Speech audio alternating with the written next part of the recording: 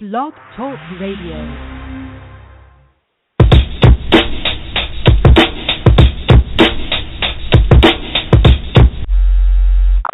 Please take all the necessary precautions to protect your Constitution while listening to this broadcast.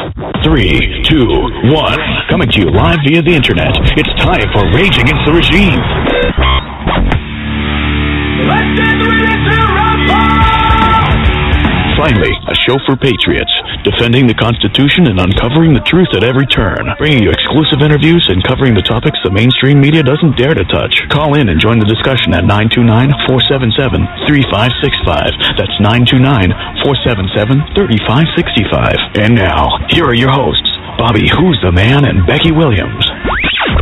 Rage Against the Regime. I'm the man, I'm the man, I'm the man. Yes, I am, yes, I am, yes, I am. I'm the man, I'm the man, I'm the man. We interrupt all radio and television programs for an indefinite period. Please keep your radio and television sets turned on. This is an emergency. I repeat, this is an emergency. By direction of the President of the United States, in the interests of public safety, hereby proclaimed to be under martial law. Ooh, DJ Hopper. Hello, ladies and gentlemen. This is Becky Williams with Rage Against the Regime podcast. I'd like to welcome you back on this glorious day that we've been blessed with. Today, my guest and I will be speaking on the issues of the corruption within the CPS system, the kidnapping of our children, the corruption in the courts, child trafficking, sex exploitation, and abuse, and many other things that are going on. Children are dying after being removed from their families by this corrupt court system and entity called CPS. When you find out today the depth of the corruption, I think you'll be as appalled as we are. And we are reaching out to reveal the truth to the folks today. We invite callers with questions or stories that they would like to share concerning their own experiences with the CPS mafia thugs, for lack of a better terminology. My guest today is Mary Tyndall. Mary Tyndall is the National Director for Vocal. She's fought long and hard for 11 years and some change now to stop the corruption, and has helped many get their children back from the system. Mary, welcome to the show. Thank you for having me. Mary, I believe we have some other guests that will be joining us today, and once they get on the, I don't see them on my call board. Once we get them on the call board, I'll definitely bring them in. I know that Michelle will be calling from the 574 area code. Who else will be joining us today that you've invited to the panel? Well, there's Olivia. She's in Wisconsin, and she's our youngest mother that we've been dealing with. She's dealt with kidnapping within her family. An aunt who trying to actually adopt her as a child, and then when she got pregnant, didn't adopt her, and now she's come to take Olivia's child, and Olivia she's not a problem. She's an intelligent young woman. Just wasn't really given a fair shake at all because of a poor investigation by the adoption worker. I just found this out. We wouldn't even be here if she'd done her job properly. And that's a problem in the courts. People don't seem to be living up to what they're supposed to be doing or not paying attention. But anyway, also there's Monica Wezolowski. She's in Virginia. I've been working on her case for a long time. She works for the State Department. And she's also a Polish immigrant and a lovely young lady. She has a little boy, Dylan, who was actually sex trafficked into the foster care system in Fairfax County, Virginia.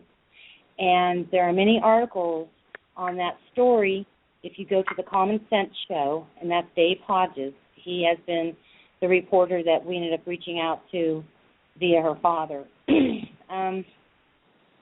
We got the child home. Little boy came home. It's a good story, but A lot of harassment through the courts because there's this spousal abuse that continues after the divorce, after mom gets custody, or dad. It depends who the spouse is that's so aggressive. And they continue to use the system to abuse the child and the mother, and it doesn't seem to go away because they know how to work the system, especially in Monica's case. Her ex-husband's a lawyer, so it's been a real mess, yeah. So that's what we're expecting. And I wanted to talk about Melissa Deagle's case in Arizona, the medically kidnapped children, Hannah and Kayla, little children. That's a whole other story too. But those are who we're going to be talking about today. Wow. Well, that's a whole lot of issues to cover. I'm familiar with Monica's case. I was involved with you and Monica back when I was running for governor of Texas, and I've often wondered if my secession was the only my platform for secession was the only reason the government came so boldly after me. It was, as I recall, you and I exchanging emails was the first indication that the government really wanted to shut me up. When you indicated to me that you would open my emails when we were having those conversations and it would disappear. So, yeah, it was pretty interesting, that technology they got, that how they just make everything disappear or your computer starts talking to you. That's real interesting, too. And Monica, there's a radio show we were on with Monica when her computer started growling at her and talking to her and said, I have a question. It was so, remember that? Oh, that was scary. Yeah. You wouldn't believe it if you hadn't. Yeah, you wouldn't believe it if you wouldn't have experienced it. Yeah, they've done some crazy things. Well, I know that at every avenue through social media networking, it's very difficult, especially now, to get our word out concerning the corruption and certain subject matter that the government is guilty of. I mean, they're guilty people. We're living in a day and time, and you're probably not going to like this pill I'm about to give to you to swallow, but we're living in a day and time of complacency and stupidity. But it's by allowance that these things continue to occur, and it is by allowance that they become more atrocious, more horrific, with each and every given week that we allow them to implement or to target a group, implement a program that is oppressive, that is unlawful. And we're experiencing this with CPS across the board. You know, a lot of people out there, you know me on a more personal level. A lot of people out there don't know much about my personal life. I don't really put it out there. But this is a near and dear subject matter to my heart personally. After spending $60,000, and that was my life savings, mine and the other grandparent of my grandchildren. We spent a whole lot of money trying to get the children back. And in my situation, as a grandparent, I was actually the caller, foolishly thinking that by involving CPS, the perp that hurt my granddaughter would be put in jail. Was I wrong? And you want to talk about opening up a can of worms, Mary? It was the most anguishing moment of my life. Go ahead. Of course. And you know, the one thing through my investigations and Vocal's investigations through the years is this has to do with funding. A lot of it does. It can be personal or it can be funding. And you can, it's just like anything. You can use a knife to cut a piece of bread or hurt somebody, you know. It's really good to have information out there. But when you've got something that is so, you can get in your information, it can affect your family, and it's just so out of control that there's absolutely no oversight, okay? You know, there's good thing. It's good to have children's services because we need those kids pulled out of those homes when their mama's laying there with a needle in her arm and the kids are running around in diapers and they're starving.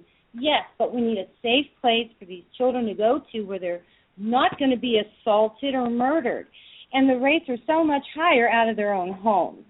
And it's really it's really awful because, you know, there's a case over there in Arizona I heard about today where these 4 people went to a visitation center to rescue a child from foster care, a little boy, and he was being repeatedly raped and beat in the head with soup cans by a foster parent, and Children's Services wouldn't do anything about it. So these people took it upon themselves, which I know it's illegal to take it upon yourself to have a child. I mean, we're not stupid here. But they went to rescue the child. Now they are on trial and going to jail because they tried to save this child. Because the problem is, if you call them and tell them their children are being abused, they don't do anything about it. Now, not in every case, okay? There are some really good foster parents. We have some in our organization that are really good. But there are some out there that, you know, if you can pass yourself off as a good person and you're a pedophile, hey, bring on the kids. It's true. I'm sorry. Wow. Yeah. I fought long and hard for 14 months. I'm an educated woman. I'm a relentless warrior. You'd rather bite a bear in the butt with dysentery than mess with some of my babies. And this person hurt my granddaughter. He was not her biological father, but he was living with my daughter at the time, and he grabbed her up by the hair of her head at the age of 4, the back of her hair, overfeeding a goldfish, and the goldfish died. And he drug her through the house, and he flung her onto the bed without releasing her hair, which ripped a huge bald spot in the back of her little head. He pulled her panties down, and he beat her with his hand until he left prints on her body for 2 weeks, bruises and welts. Drew blood up to the top of the skin. Didn't draw it out, but drew it up to the top. And I wanted to kill him. I'll be honest with you. And, well, if you didn't want to kill him, I think there was something wrong with you. But the thing is, you can restrain yourself, and you expect the system to do something about it. Becca, if my mic isn't on mute, I will gladly fly over to Texas from Tampa and take care of him. I know, right? I know, right? He is a person. He is a person that will pay for that crime in the end. He will pay for that crime. But it took 5 months of harassing the detectives in Grand Prairie, Texas, and threatening them with media and court proceedings to draw charges against them, because this wasn't the first encounter of his violence. He attempted to abuse her on one other occasion prior to this, just weeks before this, by cowering her in the corner in a bedroom and tormenting her, shouting at her, cussing at her, terrifying her, because he wanted her to pick up her room. Mind you, she had just turned 4 years of age. That's not how you deal with children, period. And my daughter went to stop him when he went to strike my baby.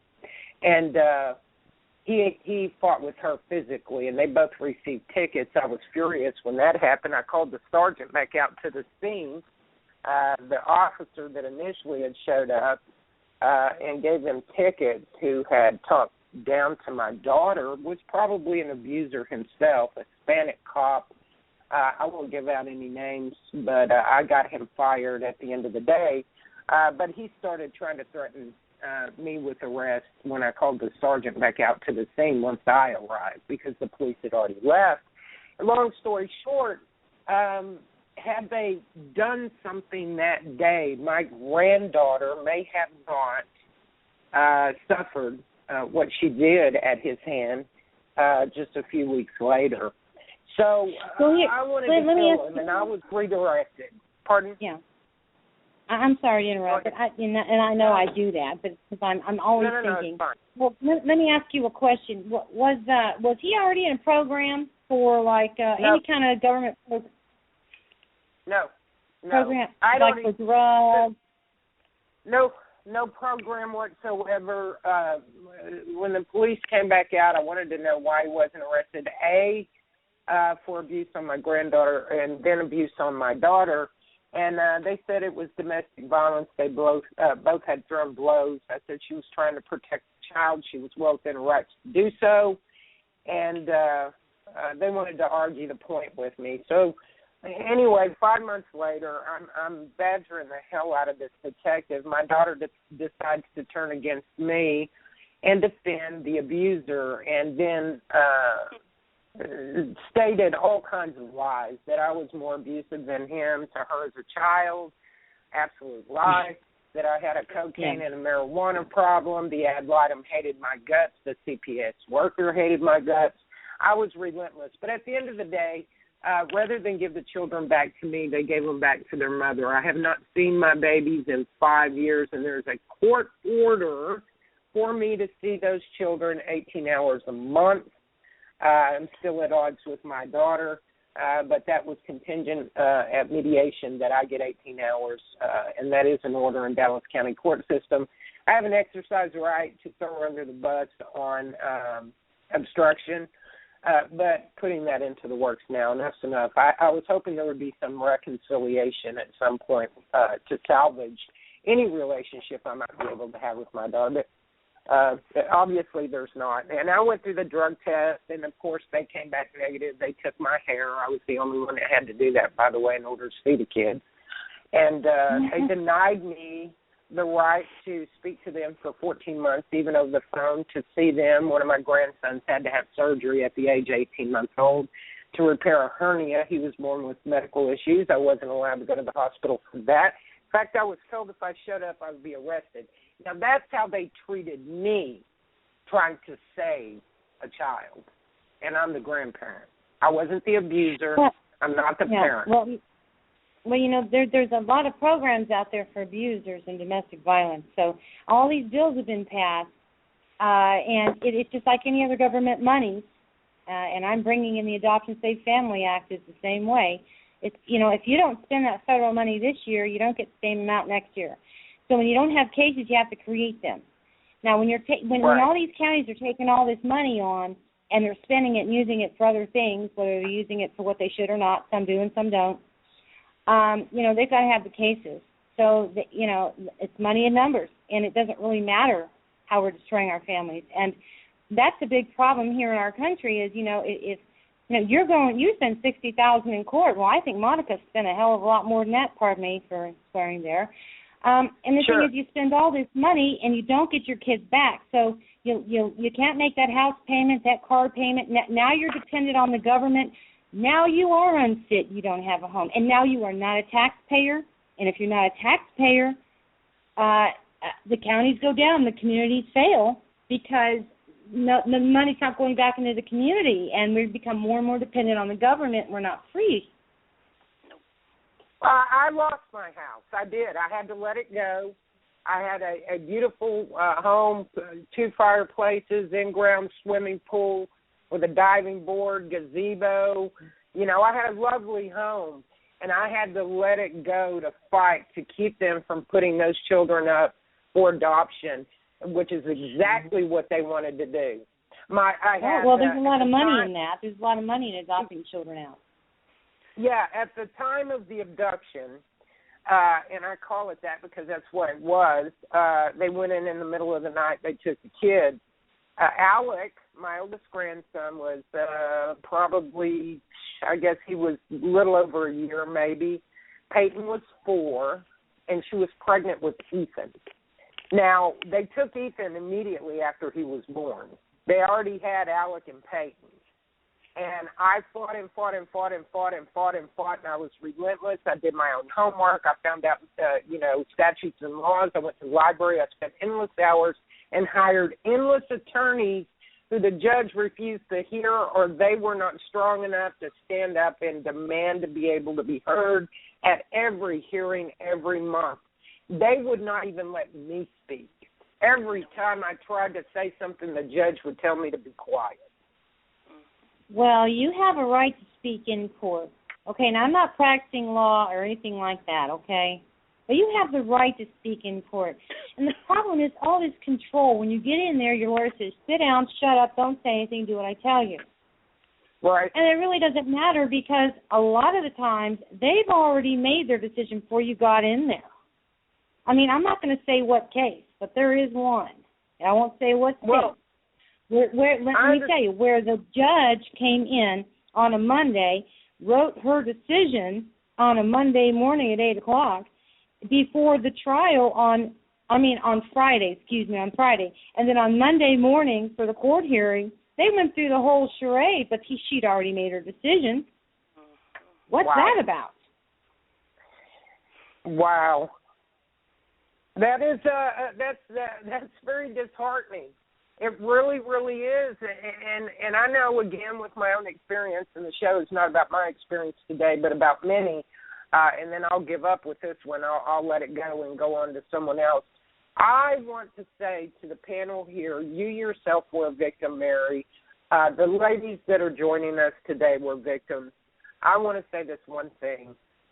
I understand completely the feelings that you go through, the ups, the downs, the frustrations, the anger, the loss of sleep, the missed meals, the hair falling out because you're a wreck. I have lived it, and I'm a stronger woman for it. And I want to thank you, Mary, for coming into my life and allowing me to finally be able to work at and vent to the public and work at showing this corruption to the people, telling the truth, to fight against them because they are pure evil. They're corrupt and they're evil. Well, thank you. I like you said, I'm a victim too. I am a victim of child abuse laws. That is exactly what VOCAL stands for. And, you know, I have no felonies, never been in trouble, have a degree in criminal justice. I'm a diplomat's daughter. I've never done anything that you could really say was that bad. Not that I'm really white and perfect. Nobody is. But I'll be 50 this year, and I'm a pretty good person. And I see people who are, there's bad things going on in their home, and Children's Services won't take the children. And then it comes down to, well, it's the funding in that county. They just got more funding for this program or that program, and that's who they're taking, and that's what they're doing. And it's sick. It's diabolical. You can sit and watch it happen. And if you didn't see the documents, and I'm all about documents, if you didn't see the documents, you wouldn't believe it. You'd think I was a conspiracy theorist or crazy, and I'm not. Yeah, you're not crazy. You're not crazy at all. We have a lot of people out there who don't know where to turn, and it's unfortunate for them, and this is why another reason I wanted to do this show, and I want to turn this into a weekly show at some point where we can give updates on the people who start to follow the show, follow the circumstances, become active, reach out to us to help us expose the truth. But they're going to be curious to know about the cases and where they have where they've gone, what the end result was. Are they still in a battle? And it's going to create more awareness. So I really would like to, at some point, get with you and turn this into a weekly show. Wow, that's a great idea. That's a great idea because this is in every state. Some are worse, some are not. And I think that if you're in your state and you're seeing something wrong, like, hey, in my county, I saw this happen, call in. Let us know. And there's not going to be, on my part, any legal advice, but I bet you we could get a lawyer to come in.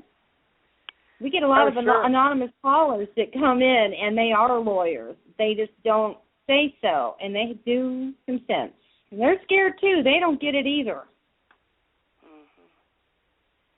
Well, we've got someone on the line now. I think Michelle has joined us. I've opened up her mic, and I know that Jean is on the line. Hello, Jean. Hi, Becky. How are you, dear? Girl, I'm doing it day by day. I'm so damn tired I can't see straight most of the time, pardon my language. But I am just so exhausted. There's just so much corruption. And I know that recently Jean, who is one of my biggest assets, who does such wonderful research on subject matter, has just recently started posting up some things, Mary, about the CPS corruption that would be of great interest to you, I do believe. Jean, I would like for you to meet Mary. Mary, Jean Tyndall. Hi, Mary. Hello, yes. how are you? I'm good, thank you, dear. I'm so glad Becky's doing this show. I mean, I couldn't believe, I don't know how I came across it, but it's been a couple months ago now, and when I found that Senator Schaefer had been murdered, she and her husband, after she exposed CPS, Yeah. That's when I learned about the horrible, horrible corruption, and it just, I couldn't sleep at night. I literally could not sleep at night. It keeps me awake at night, thinking about these families and these children, and that it's being blatantly done in our country, and across the globe. It's horrifying. Well, I knew her, and she called me a few times, and the first time I talked to her, she was so exasperated. She's like, well, why are these families doing this, and why aren't they doing that? And I said, they're scared. You're threatened, you're watched, and just when you think you're done, they're at the door again. They're terrified. I mean, in Kentucky, we've got a lawyer, she stood up for someone, and they went after her family and took their kids. People are scared. And she's like, oh. And so she called a few times, and, she said, please never stop what you're doing. And I said, well, if I don't fight, who will? 'Cause, I mean, I'm an adopted child, too, at 5 months old, and we can complain about our families, but you know what? My family obviously rescued me from horrible things in the system I would have never known about. Right, and about the, exposing this, what it exposes also, I mean, the atrocities and the horrifying things that are going on with children. But it exposes the type of corruption that is going on in our federal, state and city, local government, in other agencies. Well, that's the scary part. That's the scary part because funding, they depend on this funding for their paychecks. So they have to do whatever they have to do to keep that funding coming in, so they keep these paychecks coming in. So it's exposing them is huge.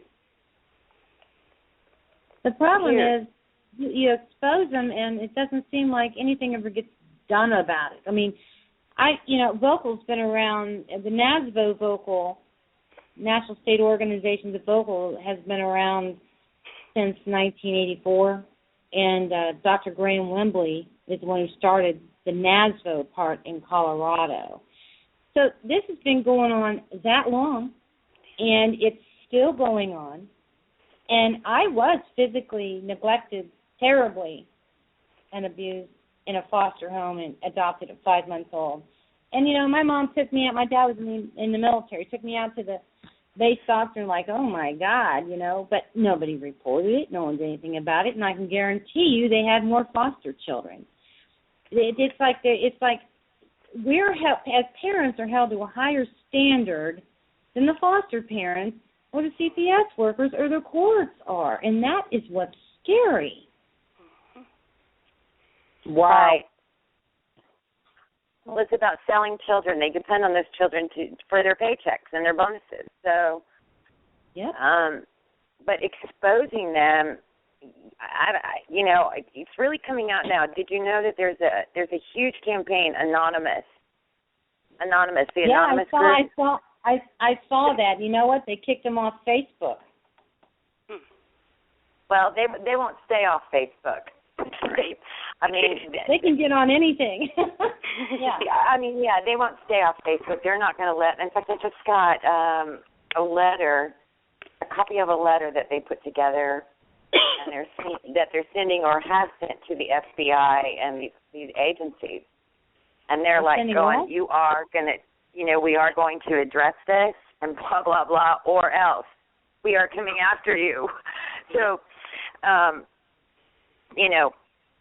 I think it's really great that they're doing this, that they're bringing this out in the open, and this may just be what you need, and we all need to start getting the attention, but we really need a task force and people to get behind you, get people in their cities to start, even if there's only 5 people to a group, right?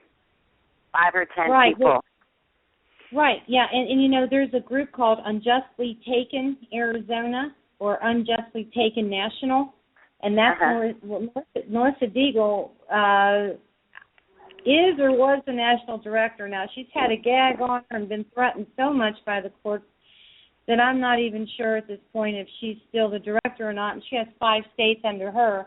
So there's a lot of people who are seeing what's going on. Even Anonymous called for a march to the State House in the courthouse in Chicago over this stuff. But the thing is, a lot of people are afraid to, because between I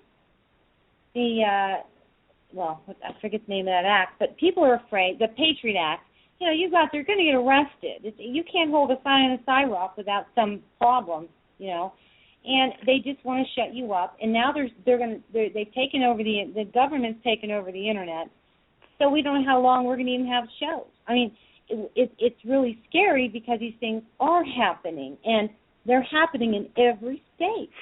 Like in Arizona, but they're taking they take 32 children a day. They don't know where to put them all. They're sleeping on the floors of the children's services, and they have these big homes that they're warehousing them in. It's a nightmare, and you're like, what are you doing? Why is this happening? It's pretty scary. I have to say something here. What I actually did too, I've noticed that some of the people that I've Michelle, yeah. Michelle, tell them who you are. Oh, I'm Michelle Bunge here in Indiana, and I, of course, victim myself, my daughter and I. But I immediately started researching, and that's how I met Mary.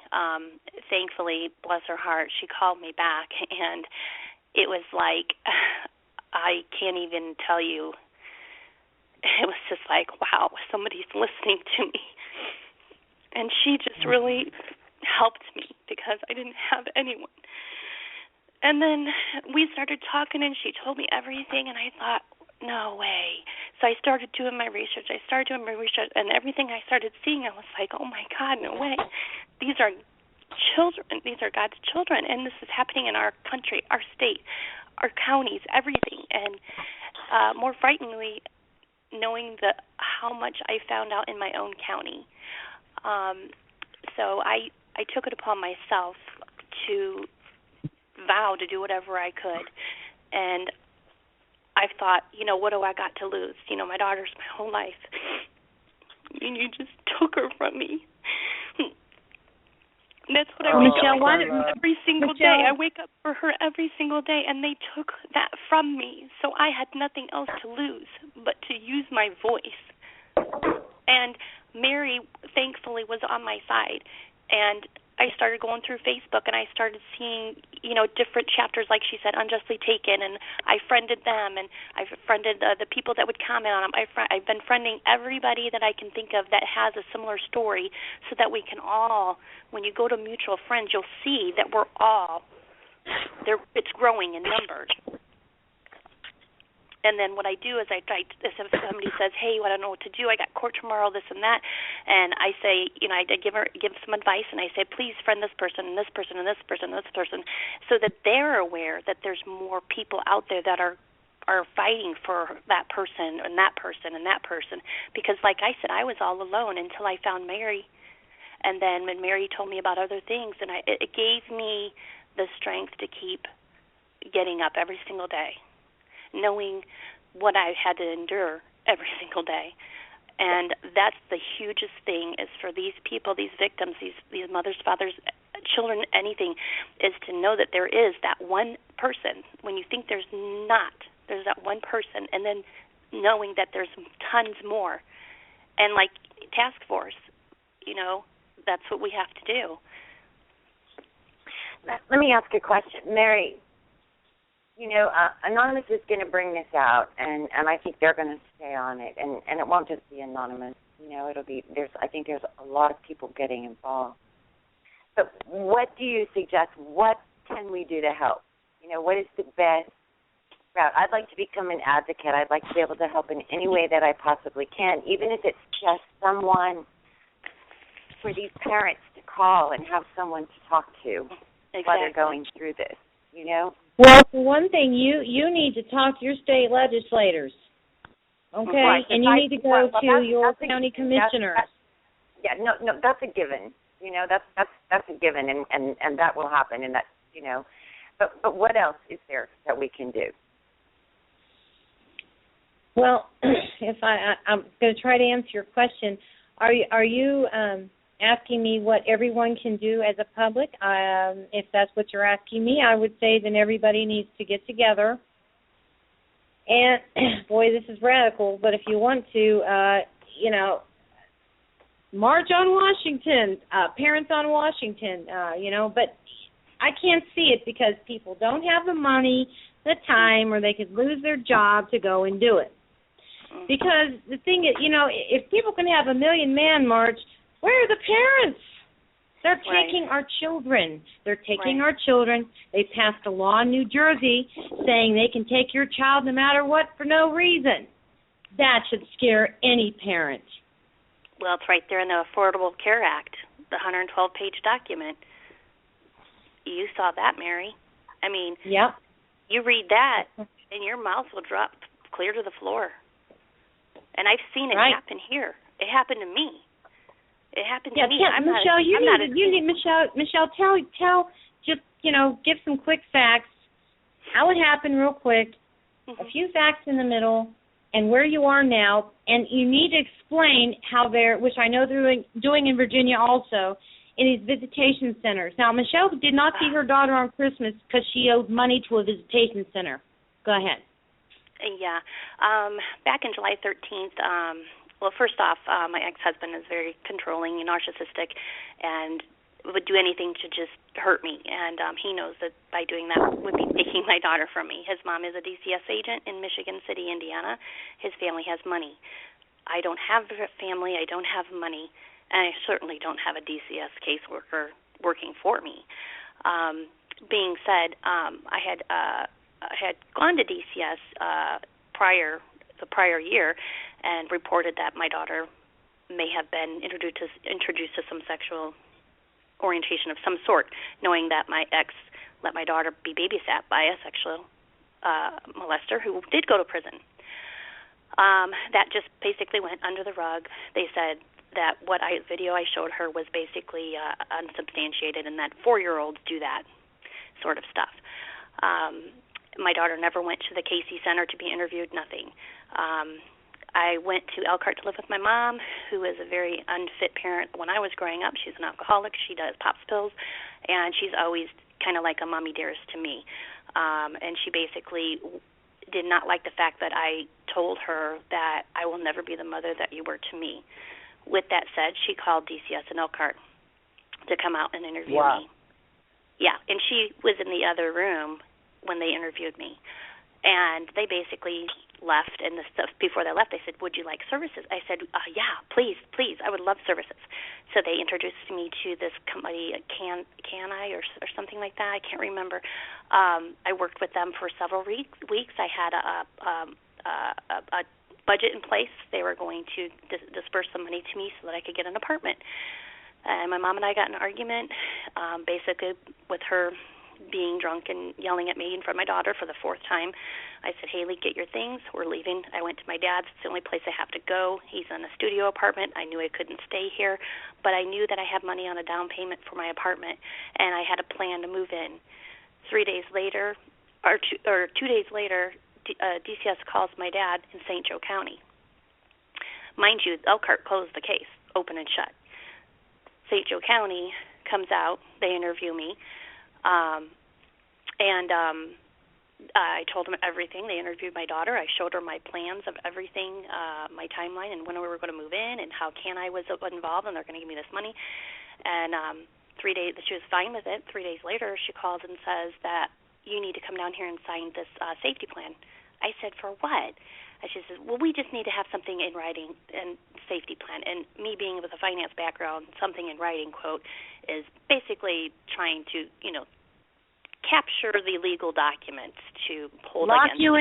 It'll lock you into a contract when you sign a safety plan. They got you. Yeah. And see, of course, they know that we are ignorant to the fact because this has been going on since, 1997? and then Bill Clinton revised it in 2004 or something, or 6 or 7. And then, of course, in Obama, he just pushed that through. Nobody even looked at it. So, anyways, I went down there and I said, okay, and I know I'm not stupid. I'm very keen on documentation and loopholes, if you will. So I sat down, and of course they said that I was really upset because my ex was there. I said I don't want to be in the same room with him. I was upset, trying to save money. I didn't have my actual medication that keeps me calm because I have anxiety and panic disorder. So I've been trying to save my money to get us a place, and before school started. And I sat down, and they had, anyways, just said, well, I got to go get my supervisor because you look really upset. I'm thinking, yeah, I'm sitting in a DCS office who didn't even protect my child the first time, and now you have me here with my ex wanting me to sign a paper. And sure enough, there was a loophole, and I made sure that she clarified it. I said, no, it means that you will reevaluate my housing Monday, not that something else. I can't remember. Regardless, Monday came, and she says, well, you need to come down here and get these papers. We're providing, or we're giving you what do I call that? Basically abduction papers, detainment. We're going to detain your daughter to her father. I said, for what? Of course, that argument went on the phone. I said, you know what? You can come bring them to me because I am not going down there to get them from you. So she did. She came here. I called my church that my daughter and I got baptized with, and just prayed with them the Sunday before the Monday. Prayed with 3 of the church members, Granger Community Church here in Granger. And my daughter and I baptized in April because I knew that something had gone on with her. And so... Wait, stop. Yeah. I want you to tell them about the striptease dance. That's what I had reported. Like I said, the year prior to my daughter being taken, July 13th, it was July 2012 is when I reported it. My daughter had put a video on my phone. It was actually after the weekend that she was with her father, and they were over at the neighbor's house. And now, mind you, my ex was also molested as a child as well. And I taught my daughter. Your child was being babysat. Yeah. By a pedophile who went to prison for molesting children. That he yes, allowed and I even had I have a close friend here that I grew up with in high school, and she partied with the guy. She knows that he went to prison for molesting a child. He was not in the registry, and she is a very good friend of mine. So that scared me. I didn't even know that he did that. I just said, "Hey, Carrie, I said, let's go by my ex's. I want to see if I can see my daughter and I can wave at her. I haven't seen her in a while." And she's like, "Oh, did you know that house right there, that guy went to prison for sexually molesting a child?" I said, "What?" I said, "Are you sure?" And she said, "Yeah." And I'm like, "Oh, makes sense. Wow. Because after that weekend, I picked my daughter up, and I'll never forget it. She got in my car, and she looked so tired. She had circles under her eyes. And I turned to her, I said, "Haley, you look so tired. Are you okay?" And she said, "Yeah, Mommy." That night, I went to take a shower, and we were going to go out to eat. I said, "Haley, I'm going to take a shower, and we're going to go out to eat." I came out in the living room, and I saw her. She always played with my phone. We always did stupid things on my phone, videos. She loved it. But she had propped the phone up, and as soon as it came out, she grabbed the phone. I said, "What were you doing?" She said, "I was just playing." I said, "Okay, no big deal." And Sunday, that night, we went out. Sunday, we went to do grocery shopping like we normally did, and we would go to Walmart, and she had my phone in the back seat, and she was looking at something. I said, "What are you looking at?"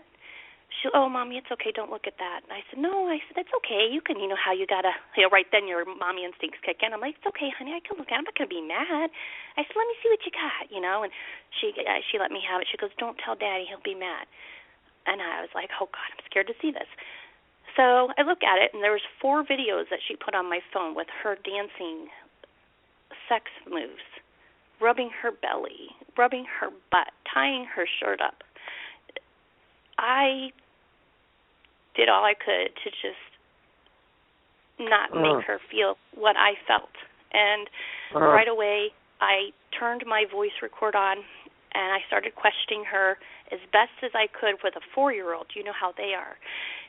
they're like halfway between knowing and not knowing. And my daughter's very smart, and we were so close that I was able to get her to tell me in like layman/children terms what happened. And so with that said, I had turned all that in, and even then they had just pushed it under the rug, most likely because his mom worked for DCS in Michigan City. Okay. And let me interrupt there. I spoke to the head of DCS.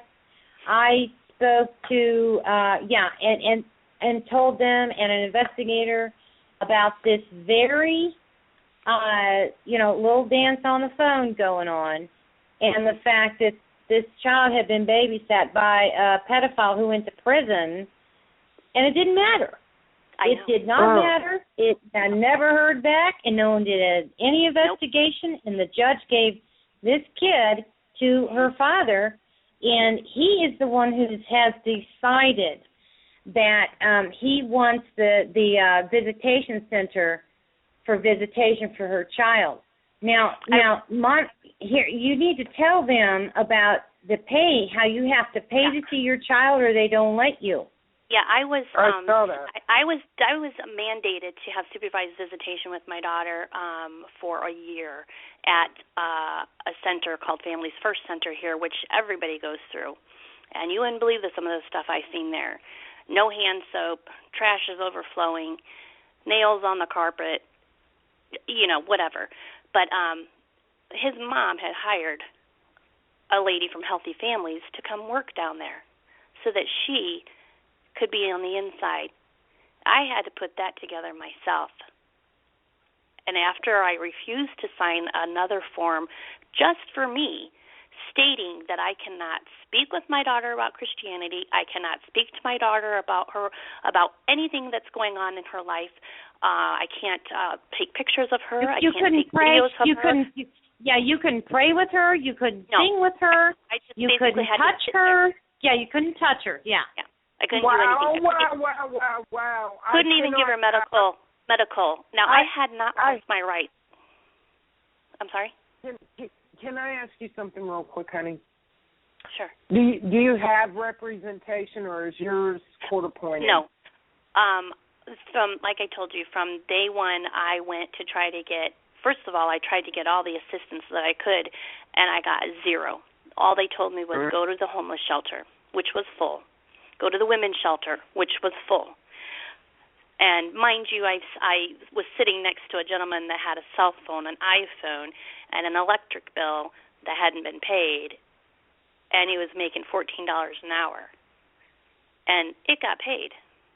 I couldn't even get assistance at all. I mean, I got a $10 gas card after I gave everything but the kitchen sink to now tell him how. Okay, now your ex-mother-in-law. Yeah, your ex-mother-in-law. I'm sorry to keep interrupting. I know I do that, but there's a reason. I got to stop you right there. Okay. Your ex-mother-in-law is high up in Children's Services in Indiana, right? Yes, Michigan City. She's been in it for a long time. Healthy Families, whatever. Yep. So that's always a big problem. She practices witchcraft and voodoo. She hates my guts. She mocks my faith. I'm a very strong Christian. I am related to 3 nuns of the Holy Cross of Notre Dame. And with that said, the Christmas after I got her taken from me, December 2013, a friend of mine who actually has been victimized as well, extremely victimized by another county in Indiana, 2 counties. We decided to go to the grotto to pray Christmas Eve about our children, and couldn't see her, nothing. And this is where I found out my calling, and it got real to me. It was like, God hitting me against the head with a board. And we prayed. It was a nice, cold, winter night, damp, but it's clear sky, and Christmas was tomorrow, and, we lit our candles and we left.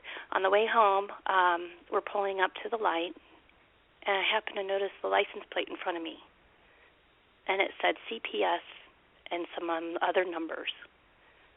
And it hit me. Michelle, you're not crazy. This is war on children. These are the end times. These are God's children. And what greater feat would the evil, whether people believe it or not, it exists, would it be to just snatch up all God's children, leave them with their parents who cut their heads off with a chainsaw, circular saw, lock them in basements and beat them to death. That's what evil loves to do. And that's when I said, that's it. That's it. I put on my armor, my shield of God, and my armor, my breastplate, whatever. I said, that's it. You know, if I got to put myself out there to try to protect one child, not even just my own, but just one, be a voice for all these little kids that I seen waving out the window desperately as their mom drove away from the family first, and I said, Mom, I honked, look up there. She looked up, and the kid was just waving. I said, and she looked at me with tears coming her eyes, and she mouthed to me, thank you. And it's just, that's that kind of stuff. I said, that's it. I'm not keeping quiet anymore. Well, you're very brave. You're very brave. And, you know, it's hard. You know, when you lose your kids, you can either go crazy. I mean, if you can come back, you can decide. And they want you to. Turn into an alcoholic, you know. Or do something about it. Yeah. Yeah. And honestly, Mary, you saved me because I was really down to my last breath. And just you calling back that day and letting me talk, I mean, that was so huge. And then you kept calling me, and you kept calling me. I mean, you were all I had to make me feel like I'm not crazy. And you gave me ammunition. I am not a person to sit quiet. Everybody knows that I talk too much, and I'm okay with that. But you gave me the ammunition that I needed to get the word out there and let people know that this shit is real. You know, it's evil, it's real, and it's happening right behind our eyes. And nobody's like, wake up. And it took me to see that night, the grotto and the CPS license plate, to realize how it was like a light switch turned on. I'm like, oh my gosh. And well, you know, it helps. Thank you. It helps people. Can I ask a question, sis? Yes. What are the statistics? Do any of the panel? I know that Grant Bacon has joined us. I've opened up his mic, and I'm going to invite him to speak in just a moment. I'm sure he has some things he'd like to interject. But my question would be, is there a breakdown statistically, either nationally or by state, how many children in 2014 did we lose to death in this system that were removed from the families, not the ones that died in their own households, but the ones that have been placed? Is there anybody tracking that information? Yeah. I mean, whatever's reported, but let me tell you what, a lot of it's not reported. I mean, you know, I had a case here in Fairfield County, Ohio, where the foster father was a fireman, and the foster mother was a school teacher, and they had two little, you know, 3 and 4 year olds, and they would lock them outside naked for punishment at night, give them barbiturates so they wouldn't run away. And last October, 3 years ago, this little boy, hypothermia, took him 3 hours to be able to move this kid. He lived. He's a miracle child, and we got him home. We got both kids home. It's a big vocal victory. But, you know, this stuff isn't reported. So it's really, you know, it's kind of a iffy statistic. But I can send you some statistics you can put on your website for people to see, because some of them are out there, and it will show you that anywhere from 80 to 90% of these kids are in more danger in foster care than they were in their home to start with. Very true. Well, I know mine was. It's a fact. I can send it to you. Listen, I will tell you this much. Y'all are talking about horrific treatment of these children that are being placed. I reached out to Peyton, my granddaughter's biological father, and his parents. I went to school with his dad. from junior high through high school.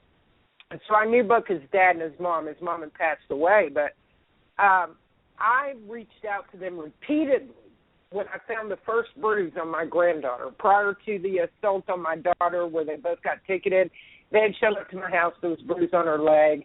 I was told that the perp who actually, hurt her again had bruised her when he spanked her on her thigh out of anger. He spanked her, and then he grabbed her with his hand and left a thumbprint. And I asked what it was. And I told him that day, I said, you'd rather bite a bear in the ass with dysentery. I said, I'm telling you right now, I'm meaner than any daddy you ever run into, and I will hurt you if you hurt this baby again. He laughed at me that day. I should have just beat his ass, pardon my language, is what I should have done. But I didn't. Now, don't get in trouble. I apologize, but I'm belted in one art. I kickboxed for 3 years. I'm more than capable. I'm not an idiot. So, but I didn't. I restrained myself. You know what I'm saying? I backed up. I restrained myself, gave my daughter the opportunity to handle that situation. But this is where they placed my baby. I am a biological grandmother of these children. I'm the one who calls in. I'm trying to protect them. I live in a $200,000 home. I lost my home, but I rented one.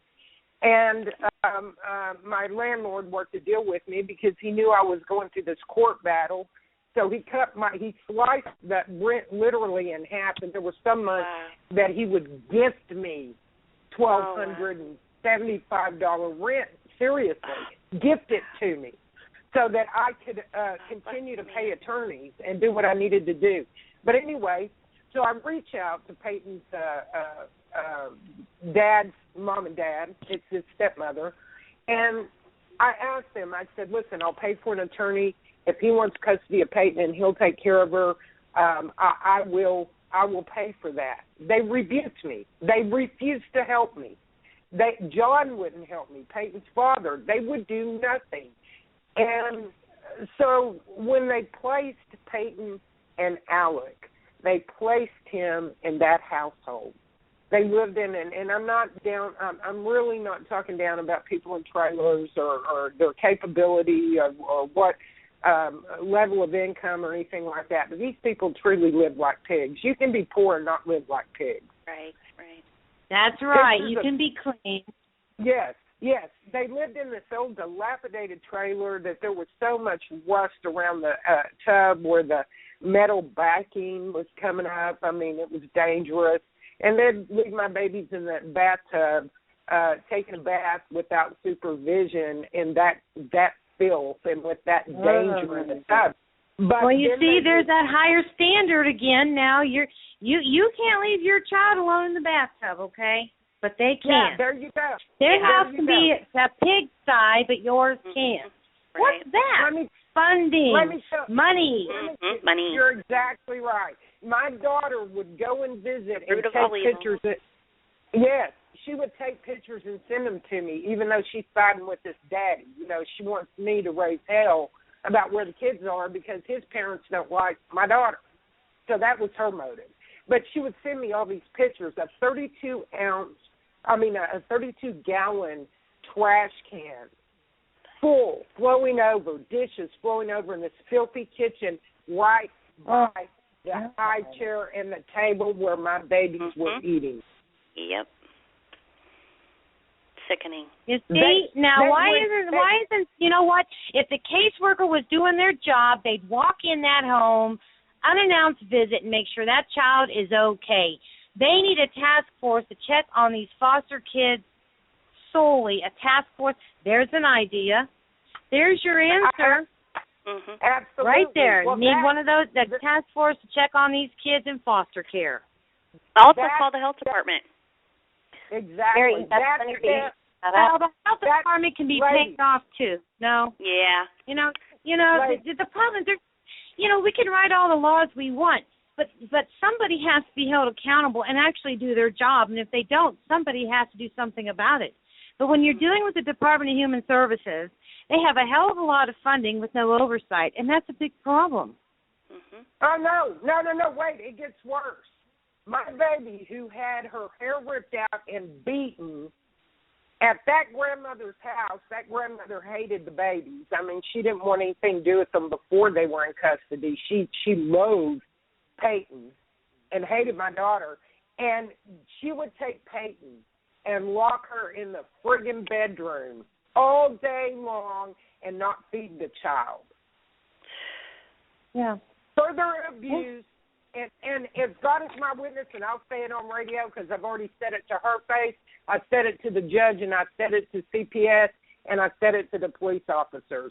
If I ever lay my eyes, these two eyes in my head, on that woman that did that to my granddaughter, she will not breathe when I walk away. I will beat her into a coma for that. Do you know how much damage that did to my baby? Hey, Beck, this is Jim. I will definitely send the body bag and bury or dig the hole for this winch. And I'm sorry to cut in, but I love you ladies. You're having such a great show, and we're rebroadcasting on my channel. My point being, you guys, is this. I know your frustration, and what you're saying is absolute truth. I experienced it myself. Nothing I said to the supervisor, which I held many meetings with at the CPS office in Dallas, nothing I said to the police department, the judge, the ad litem, nobody would listen to me. I did not have a Mary Tyndall. Right. Exactly. They won't know listen. the frustration. It's a horrible feeling. Well, I went through this alone, and that's why I help people, because I went through it alone. I had no one to help me. My mother was confused, and we didn't know what was going on because we thought we had to be bad people to have this going on. But, you know, when you marry a rich man whose father's part of the good old boy system, you're going to have a few problems. Yeah. Oh, speaking of, Monica's got one of those problems in her family. She just emailed me and stated that she may not be able to be on the show. Something about she left her phone or something. I don't know. It has to do with her phone.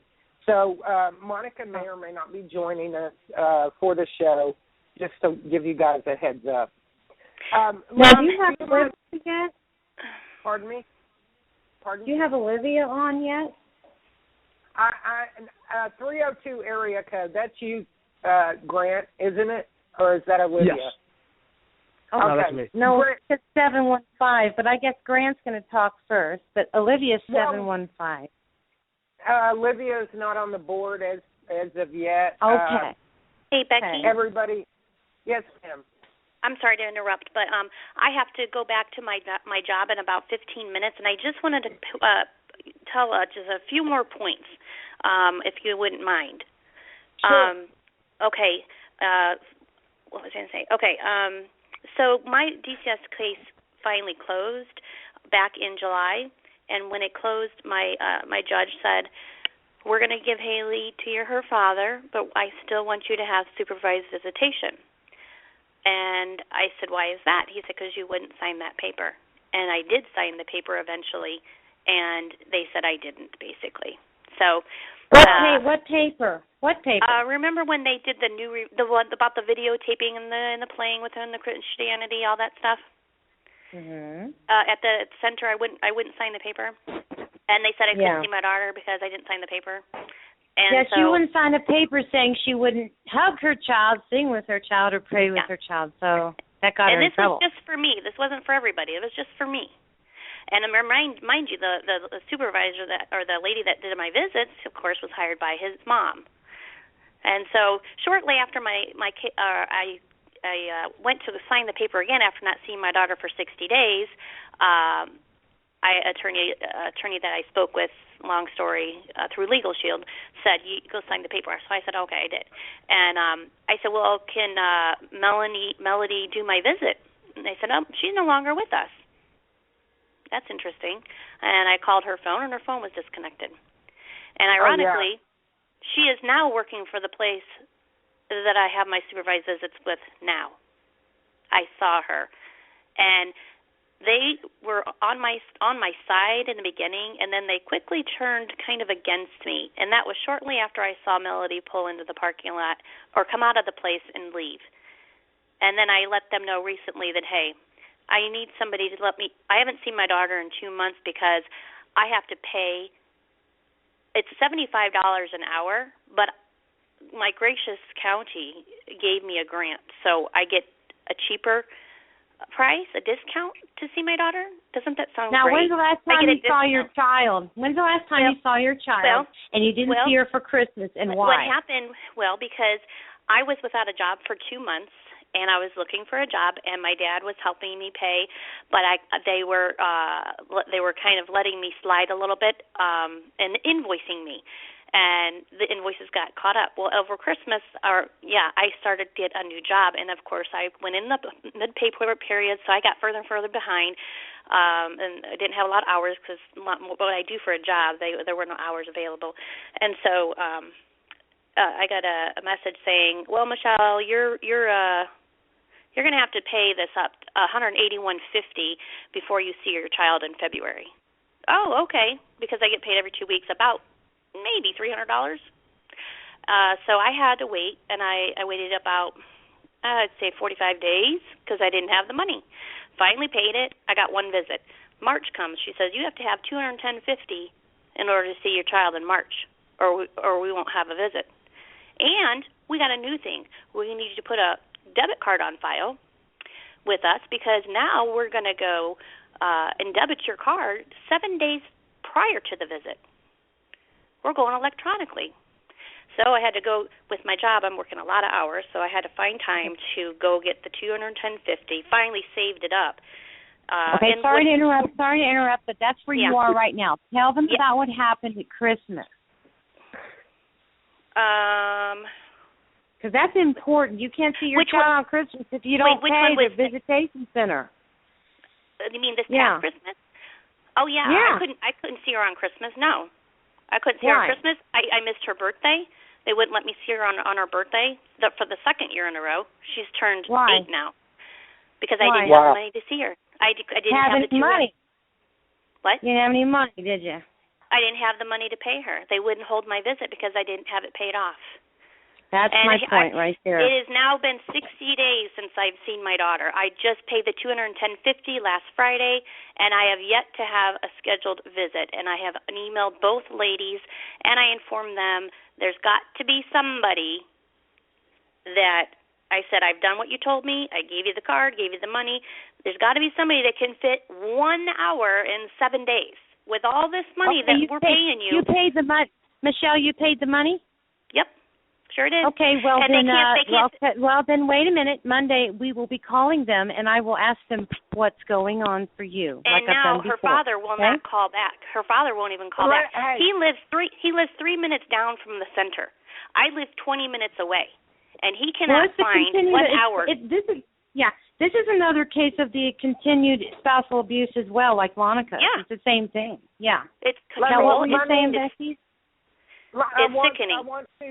I want to propose a question to Jim. Hey, Jim, are you up for a live broadcast on that call on Monday?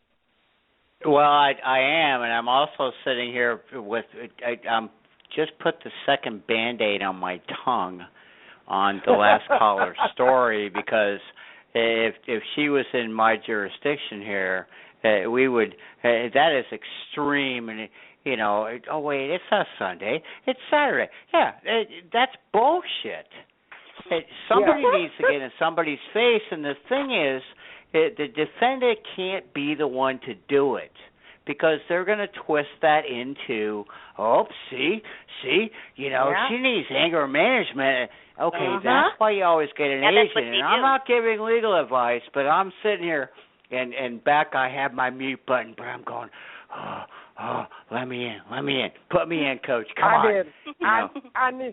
And you did, and thank you. And I said my piece. So, ladies, good afternoon, good evening, good morning, wherever you're at. Anyway, Becky, what was your question? My question is, and let me just tell the ladies who you are. Jim is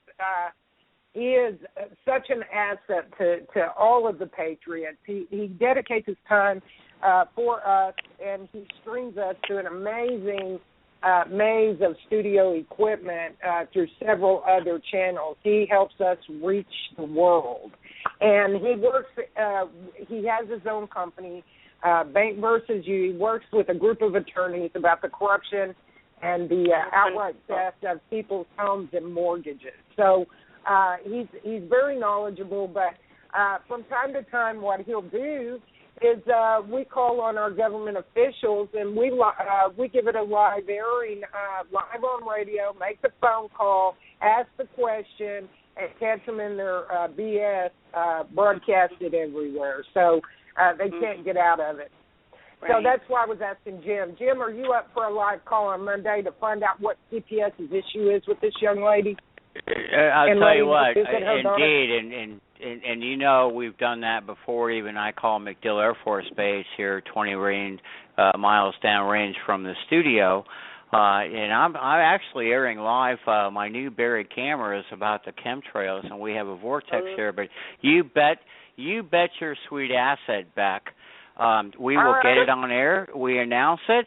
And let's, you give me a time, and then we need to gather about 15 minutes prior, get our shit together, and I will take it live on air and record it and place the call under my telephone number. So if they want to fuck with anybody, they can come see me. Okay, and with that I yield. I love you. Well, God bless you for that. Well, it's funny. Well, I think the one thing you'll notice is so funny is all the excuses and the pauses and about you get passed around to 5 or 6 people and then somebody finally comes back and gives you some ridiculous answer that makes no sense, and you have to go to his voicemail and talk to someone tomorrow. Oh, I know, and well, we're so busy, but thank you for contacting my office, and then a boatload of blah blah blah blah blah. And if I can do anything else for you, please give me a call back. The senator is out of the district, but I hope I was helpful, and I'll send you a survey. Which is under the Delphi technique that gives you no choice of answer other than I was very happy with my response. Yeah. I yield. Oh, you're dead on.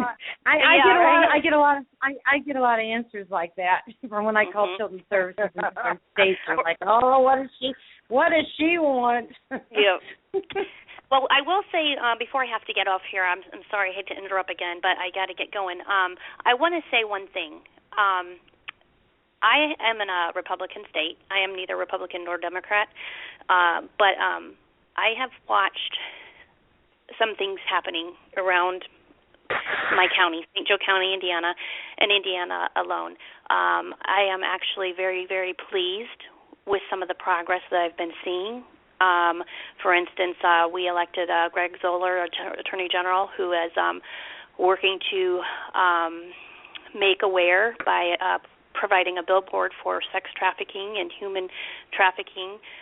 It's an electronic billboard that was just announced not too long ago, and our Governor Mike Pence has done an awesome job investigating our CPS here in St. Joe County, and making sure that our kids are being protected and taken care of, and they are actually increasing the funding for DCS 2. Now, hopefully, this is a good thing, and I do have faith that it is, that increasing the number of employees, educating the employees how to do their jobs correctly, increasing the pay so there's not a high turnover.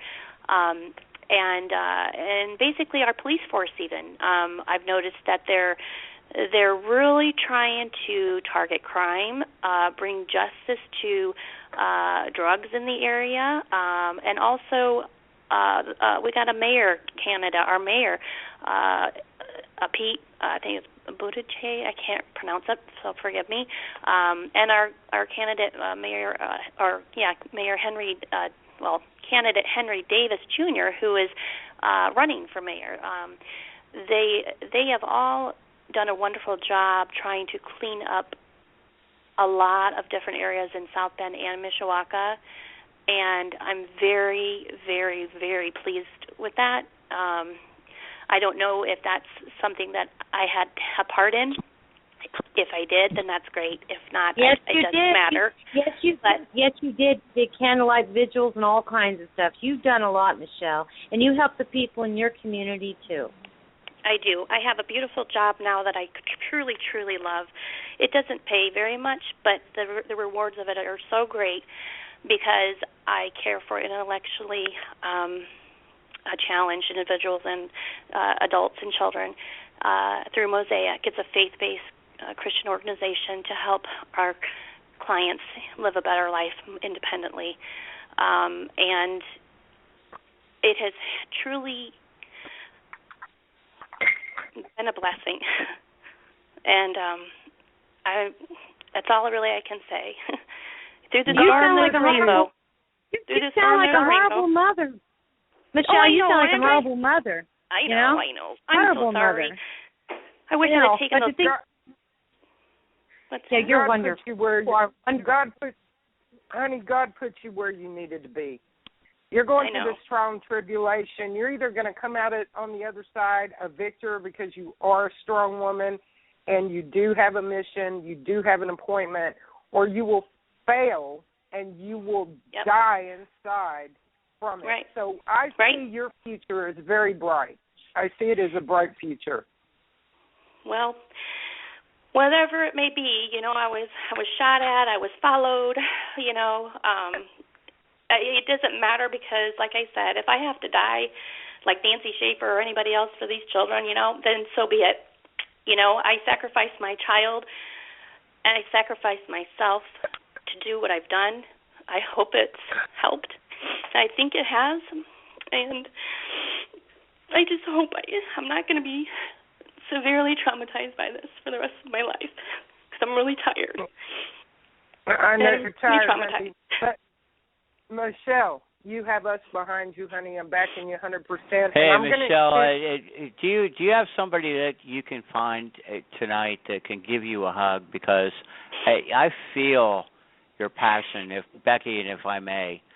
I talk to a lot of people that are, suffering from the abuse of the banks and the intimidation, and they're good people, but yet they're broken. And Michele is strong, but Michele, get a hug or find a kitty cat and replace.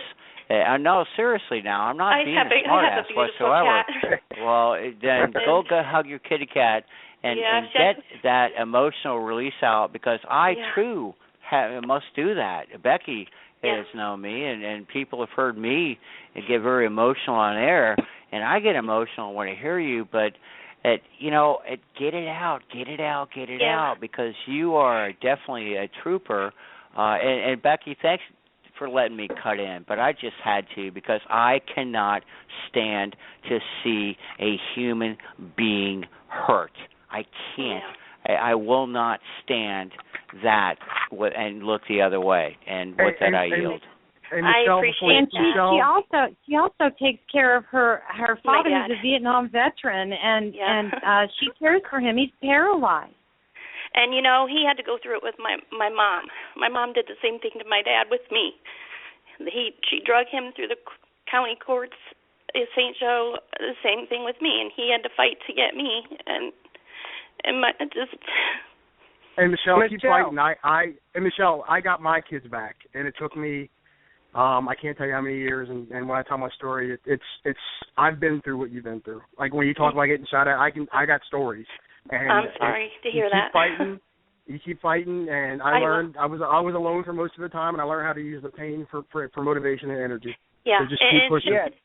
And it's people like Mary and Becky and Melissa and YouTube is huge. I share so much stuff on YouTube to bring awareness of blatant abuse, like the mother that was slapping her infant in the mouth over in some other country, just slapping it because it was crying. Things like that I share to just show people this stuff is going on. What would you do if you saw this mother slapping her infant in public and this other guy filming it? I would be calling Becky and Attorney Tom for bail money, because I would be slapping some asshole down. And I'm sorry, but you asked the question, and I was just motivated to answer, and I yield. I'm sorry. Yeah. All I know is it's you. If you share a lot, if you look on YouTube and share a lot of those videos, and I even voice a lot of songs really are telling. If you look at "Temporary Home" from Carrie Underwood, look at that video. Look at that video, "Plum in My Arms." Look at that video. I hope you're writing these down because these are huge. Mockingbird, Eminem. He had the same thing happen to him. Here recently, Will Smith had the same thing happen to him. I mean, look at Paul Walker. He was going through the DCS, and he was filming Brick Mansions, which was uprising against Detroit corruption. If you watch that movie, he ended up being killed. That's weird. He's a fast race car driver, a pro, and he got in a wreck. Who was driving? Not him.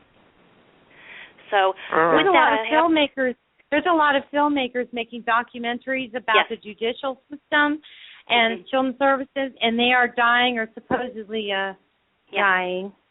A lot of them. Yeah, but I wanted to end with this. I do got to get going. The ladies are counting on me. But I just hope I'm proud of my. I think I'm proud of my state, and I'm proud of my community, and I just hope it continues to go in a positive direction, and I hope they can schedule me a visit to see my daughter. So please pray for me that I can we'll see make her. sure that Monday, won't we? Monday, we'll see what happens. Okay, well, God bless. They'll be motivated Monday. Well, and again, if you feel it's appropriate, we will gladly put it on air. Anything like that, we do that. Like I stated, Becky, you may have heard. I'm airing my new cameras right now, and I've got chemtrail patterns going on nuts right here from Tampa, and I'm 20 miles downrange. I don't have a problem with picking up the phone and not being politically correct to MacDill Air Force Base, but being demanding. Yes, ma'am. Mm-hmm. But, I'm courteous when I greet you at the door, but if you continue to play your silly game and not to recant, but you paid your money, which to me is ransom. You've done what they've said, which I understand is what you have to do, which in my opinion is bullshit, but I agree.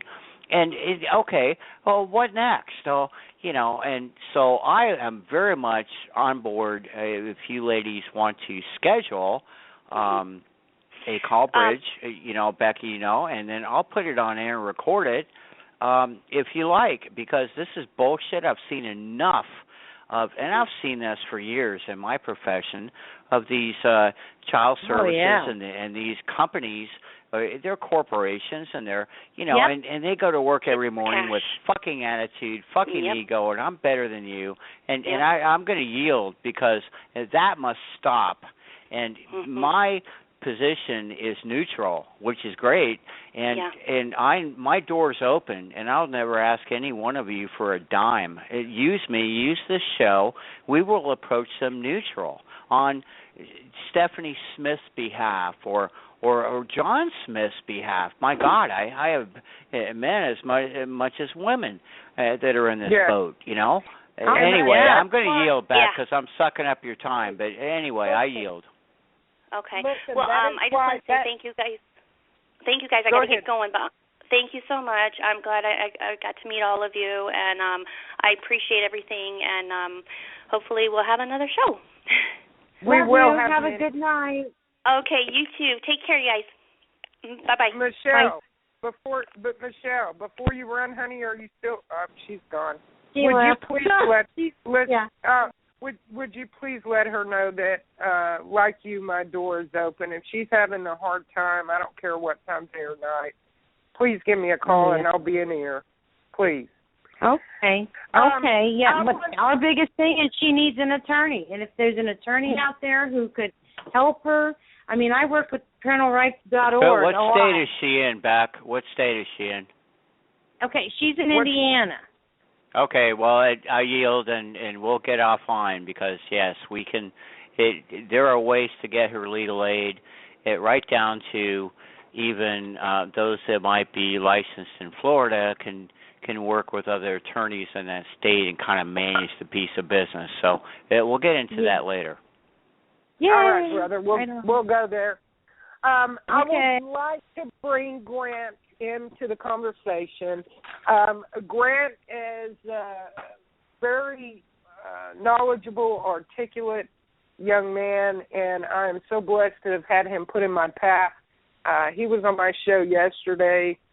We had an amazing show, by the way, Grant. We had over 2,004 live listens, and we've had almost 1,000 archives where people have gone in and taken the archive that's out awesome. to. Yeah. So let me bring in Grant. Grant, please introduce yourself to the listening audience and to Mary Tyndall and to Jim and to Dean. I'm Grant Bacon. I'm from the state of Delaware, and I'm unfortunately still in the state of Delaware. I'm trying my best to get as far away from here as possible, and a big reason for that is because of what happened with me and my kids. And what we have, it's not CPS here, it's the Division of Family Services, DFS. So I might go back and forth in using the terminology, but dealing with them, and not just them, but also police agencies here, the court system. I mean, I literally fought everybody, and a lot of it was by myself, and I just kept being told, they kept warning me, you better give up, you better quit, that kind of stuff. So my ex is very much like the men you guys are describing, and her mother was a social worker for the state. And had a lot of connections, so I fought an uphill battle, and now I have custody of my kids, and they are 13 and 11. But I've been fighting since I broke up with her when she was pregnant with my 11-year-old. So I've been fighting for, I fought for a long time. I just got custody within the last 3 years. So I fought for a long time to get custody of my kids, and I just didn't give up. And I have 2 degrees from the University of Delaware, which is a near Ivy League college. I'm close to Ivy League. It's one of the best colleges in the country. And I had scholarships to go anywhere I wanted to go. I scored off the charts on the SAT. I went to one of the best high schools in the country and was a straight A student. I mean, I come from a military family. I got a ton of background information, stuff, and and since graduating college, I actually have been at times been a trainer off and on for military special operations soldiers and units and things like that. So I've done a lot of different things throughout my life. My degrees are in history and political science. So I did have some familiarity with law. I was going through the law school, and that kind of fell through just because I got out of school and started working, and then had kids early. I'm in my 30s, and my oldest, like I said, is 13. So I had kids right after I got out of school, and decided not to go to law school. But what basically happened was I just got my ex when she was pregnant with my 13-year-old, got put on bed rest about halfway through the pregnancy, and from that minute on, never went back to work. And she literally has not worked since. She still is out of work to this day. She. After having the kid, expected me. I was working 3 jobs, including one job for the state, and she was still expecting me to get up at night and take care of the baby, and I mean, like just insane stuff. And I eventually just had enough, and I left, and didn't know at the time that she was actually pregnant. She was 2 months pregnant with my now 11-year-old. But when I left, she, out of revenge, told the police that I had hit her. Now, the police went to our house, the house I was paying for, did all kinds of stuff with her before they even came and got me, because I had gone to my mom's house. They came and picked me up. Now, this is a county police division from a different county, because my mother lived in a different county, which is, out of their jurisdiction. Drove to my mother's house, told me I had to go with them. I had my then 1-year-old with me, 1-year-old going on 2. They took her from me, handcuffed me, took me back to my house, and then charged me with third-degree assault because she was pregnant, is what they said.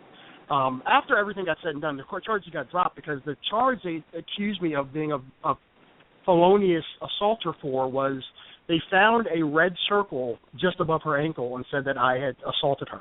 I'm being dead serious. They charged me a third-degree assault for. Well, first mistake, man, is you let him in your house, but I didn't let him in the house. I don't mean to belittle. I was on the porch. I was on my mom's porch. Exactly, and no warrant. But and again, because you like me would have done the same thing. And I didn't mean to interrupt, but I just wanted to educate folks.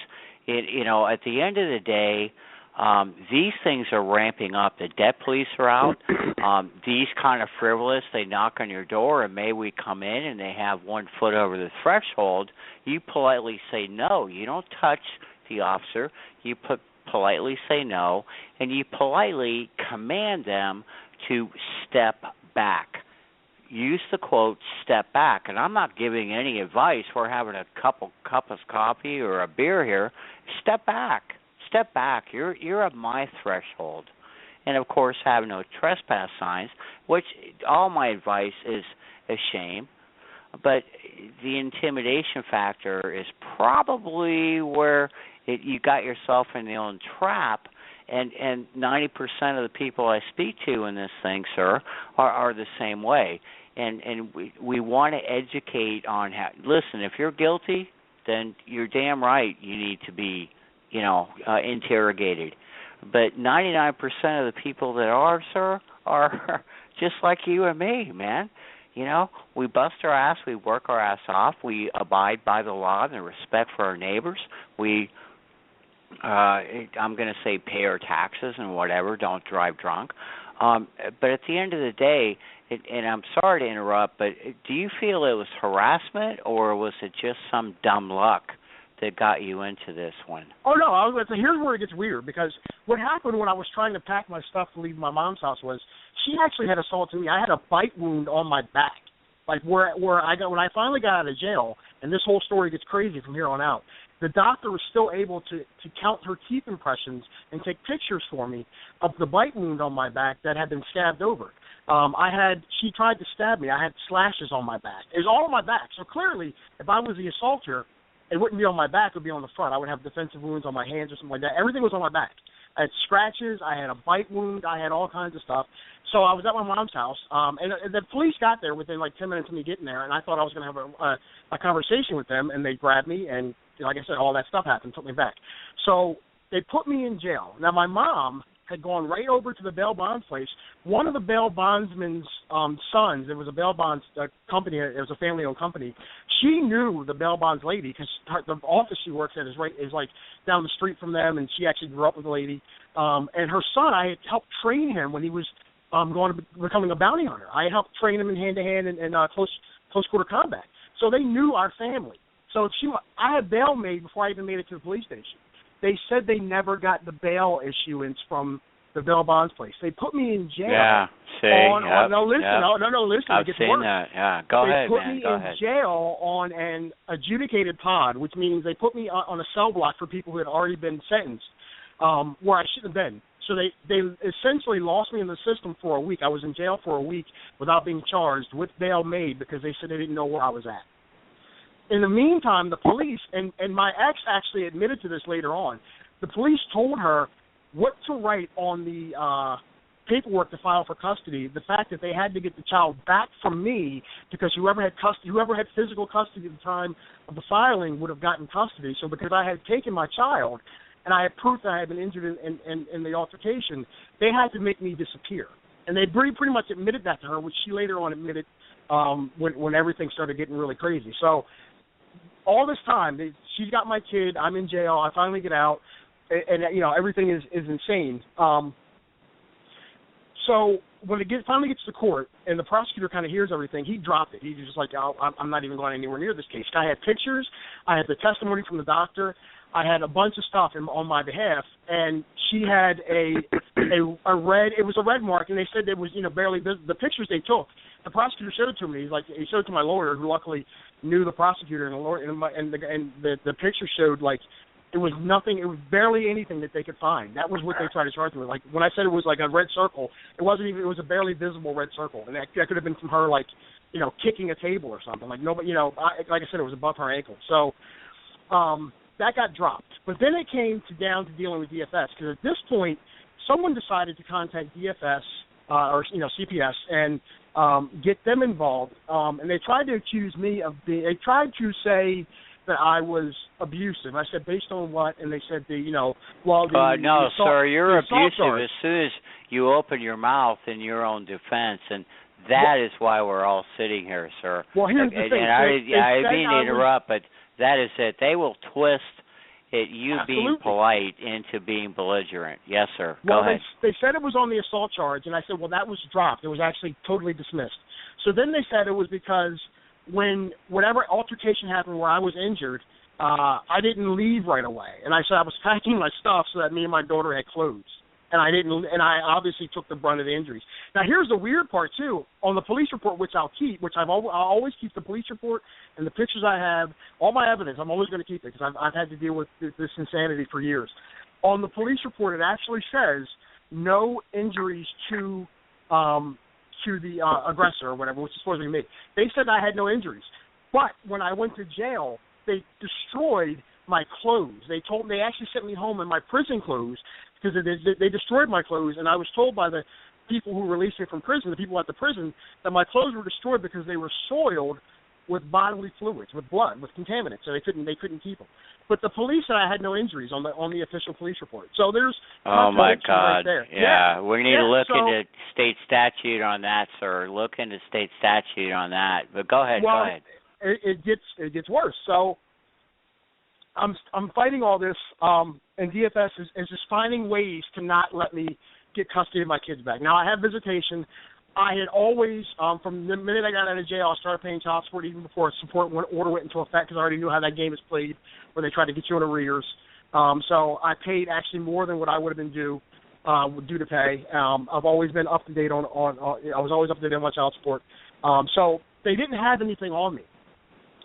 I then started getting harassed. At this point, a couple of years later, I got married. I'm divorced now, but I got married to my ex-wife.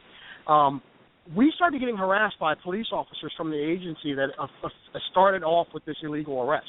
They would actually come to our door, knock on our door at like 7 o'clock in the morning on a Saturday morning, either off-duty or even in on-duty cruisers. But for let me ask reason, you, sir, are you in like a little rural community, or are you in like a metropolis? No, this was the city of Wilmington, which is medium-sized city. Okay. No shit. So okay, go ahead, because I smell the stick of harassment. Go ahead. Go ahead. Yeah, well, it wasn't city police. It was county police, because when I was living with her, we were living out on the outskirts of the city, which is where the county police have jurisdiction. Okay, so you're like me. You don't live in the city limits. I live in Tampa, but I'm not. Tampa police can kiss my ass. Because I'm outside the jurisdiction of that city municipality, and you sound like you're the same, correct? Well, that was the case when I was with my ex when the original event occurred. But when I was living with my ex-wife, or even when I was with my mother, we were in the city at that point. So the county police were coming. Okay, so the case, so it's all the bullshit that they're welling up on you. It was when you reside there. Okay, go ahead. Yeah, I need a clear picture so I can help people, and I don't want to, decay this call by taking up the time. But I'm a timeline guy. Anyway, go ahead, brother. Oh no problem. So, like I said, we were getting harassed by the county police. They threatened to make us disappear. I've had a cop actually come to my house 7:30 on a Saturday morning in a cruiser. He was off duty because we called to find out who he was, and they were like, "Yeah, he should be home. He's been off duty for hours." I'm being dead serious, and threatened to make me and my ex-wife disappear if we kept continuing to try to get custody of the kids back. Not a joke. I'm being dead serious. So this is how bad it had gotten to this point. Now, ironically, at the time, a reporter from the Wilmington News Journal, which is the major newspaper in the area, had posted a story. Posted an ad asking for people who had negative run-ins with police or state officials because he had been hearing about corruption in the state. So he wanted people to call and start talking to them, giving their stories. I called him right away, talked to him for like an hour, told him all this initial stuff like I'm telling you guys right now. He was like, "I need you to come down here. Let's set a date. Come down. We're going to record your story. I got to get this out." I got a call back from him 2 weeks later, right before I was supposed to meet him. It just said, "I can't meet with you. I've been told the story's dead. I can't even talk to you anymore." And he hung up on me, and that was the last I heard from him. They threatened the reporter about getting my story out. So wow, yeah. Now I'm being like it was crazy. So for years I'm filing stuff. I'm getting threatened by DFS. At one point one of my now 11-year-old was 3. We had found them with all these marks. They were changing their clothes, getting ready for bed, and me and my ex-wife saw they had all these like black and blue bruises on their bodies. So my 5-year-old was scared to death of her mother. My 3-year-old is like me. She doesn't give a darn, and she just said, she said, Mommy beat us with the Buzz Lightyear. Now, I don't know if you remember from the Toy Story movies, they had the big, heavy dolls that could talk, and you could move more, you could pose them. They were like the old cast, like plastic, real heavy plastic. She was actually beating them with this as like a switch. And my 3-year-old said this. So we took them to the hospital with pictures. She told the doctors this. The doctors sent us to the police. Next thing we know, police come in. They're like, we're going to help you. They said they brought somebody from CPS to come and talk to us. So we went to this office. It was within the police building. It was a separate office. Talked to this lady. I mean, by the time we got all this done, it was like 3 o'clock in the morning when we left. We talked to this lady for hours. They separated us from the kids, made sure the stories weren't made up. The kids weren't being forced to say it. We left, went home for the weekend. We didn't hear anything for 3 or 4 days. So we called back on a Thursday and said, can we talk to Officer so-and-so? We have nobody here named by that name. Well, we were just there all night on Saturday, from Friday night into Saturday, and we talked to him about a case of my kids. There is no case on file. Well, can we talk to the CPS worker that's there? And gave her name. There's no such person. So we're like, yeah. They made the whole thing disappear. What it finally took, I filed stuff. I went broke. I used to have money. I went broke over this because it was my kids. I filed stuff all the time. Anytime I found a bruise, anytime I found a burn, because my one daughter, my 5-year-old, had learned how to use she couldn't reach the microwave because it was attached to a refrigerator or something, but she learned how to use the toaster oven because her mother never gets out of bed. She sleeps all day. They taught themselves how to cook. They taught themselves how to watch the TV, how to keep themselves entertained. They put themselves on the school bus when time came around for school. I mean, it was, my kids were on their own for years, aside from when I had them on the weekends. And I kept reporting this, and I kept getting harassed for reporting it. And I was I kept being told, leave it alone, let it go. So when it finally took, the same thing happened to me. I had the same thing happen with my daughters. Yep. So when it finally took, when my now 13-year-old was in 5th grade, she, by halfway through the school year, not even halfway, by December, had already missed 15 days of school, and the state limit for unexcused absences in Delaware is 9, or you fail. And she was failing in her grades anyway. And the school finally called me and was like, we need to talk to you. Her mother won't respond to any communication from the school. And I said, I've always been the one that responds. I don't know why you even bother trying to talk to her. Mind you, at this point, they were living within walking distance of the school, and she still never bothered to ever go to the school, talk to the teachers, nothing. Nobody ever seen her before. It was ridiculous. So the school put them in counseling. The counselor, my ex didn't want to give the counselor any of my information, but the kids knew my phone number, my cell phone number, because it's stuff I had made sure they knew. The counselor called me. I came in. We talked. The counselor's like, I believe that there's abuse. I believe all the stuff about the mother. I don't believe, I don't know why you don't have custody. The counselor was pretty much trying to figure out what the case. So I told her all this backstory, and she went to the DFS and, official services and stuff for me on my behalf. And that because I had somebody with a psych background and it was a very highly regarded professional, things started to change. And then eventually, because of her failing out, they let my oldest come and live with me it was in February of the next year. And so I got full custody of her. And then her grades turned around right away. And mind you, right now, my daughter just got accepted into one of the best high schools in the country, one of the top schools in the state, and is a straight-A student pretty much, is all honor roll. She was failing out of 5th grade, and now she's on honor roll. So after her grades turned around, she didn't have any more absences. And then, everything, after all that, it took all that and all those years and me just not giving up, just to make a long story short, before I finally was able to get custody of my kids. Once I got one, I ended up getting the other. But, it was hell. It was a fight, and it was against people who are supposed to be helping us. And that's the part that I think people don't understand when they hear these stories. I think they believe that it's, there's something wrong with us Like, we're making it up. We're not as good at, and I got that a lot. Well, you must have done something wrong. There has to be a reason you don't have custody. Like, I heard that all the time, and nobody would listen. Yeah. And I think that's what's going on with Michelle, and I think people just assume that the state is always out for good, and that's not the case. And people still assume that the government is always out for good. And one of the things I've talked with Becky about is, I sent her some messages. I said, this is really something I'm passionate about.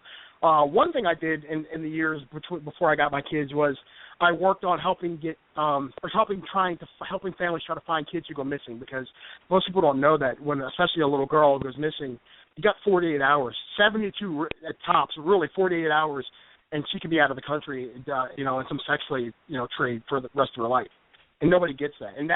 But here's the thing: people within the government systems at state and federal levels know this for a fact. They do nothing to help.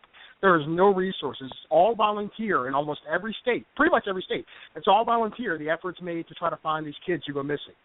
People know that that kids are trafficked left and right at the Super Bowl and all the major sporting events in the country, all the NBA finals and all these sporting events. They traffic kids out in the open because it looks like that they're part of the crowd.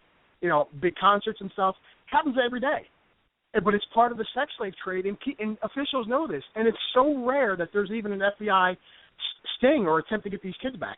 And there's no efforts made. And when you start looking at the profit margins involved for CPS, most CPSs CPS in most states is actually missing hundreds of kids at any time. They just don't know where they're at.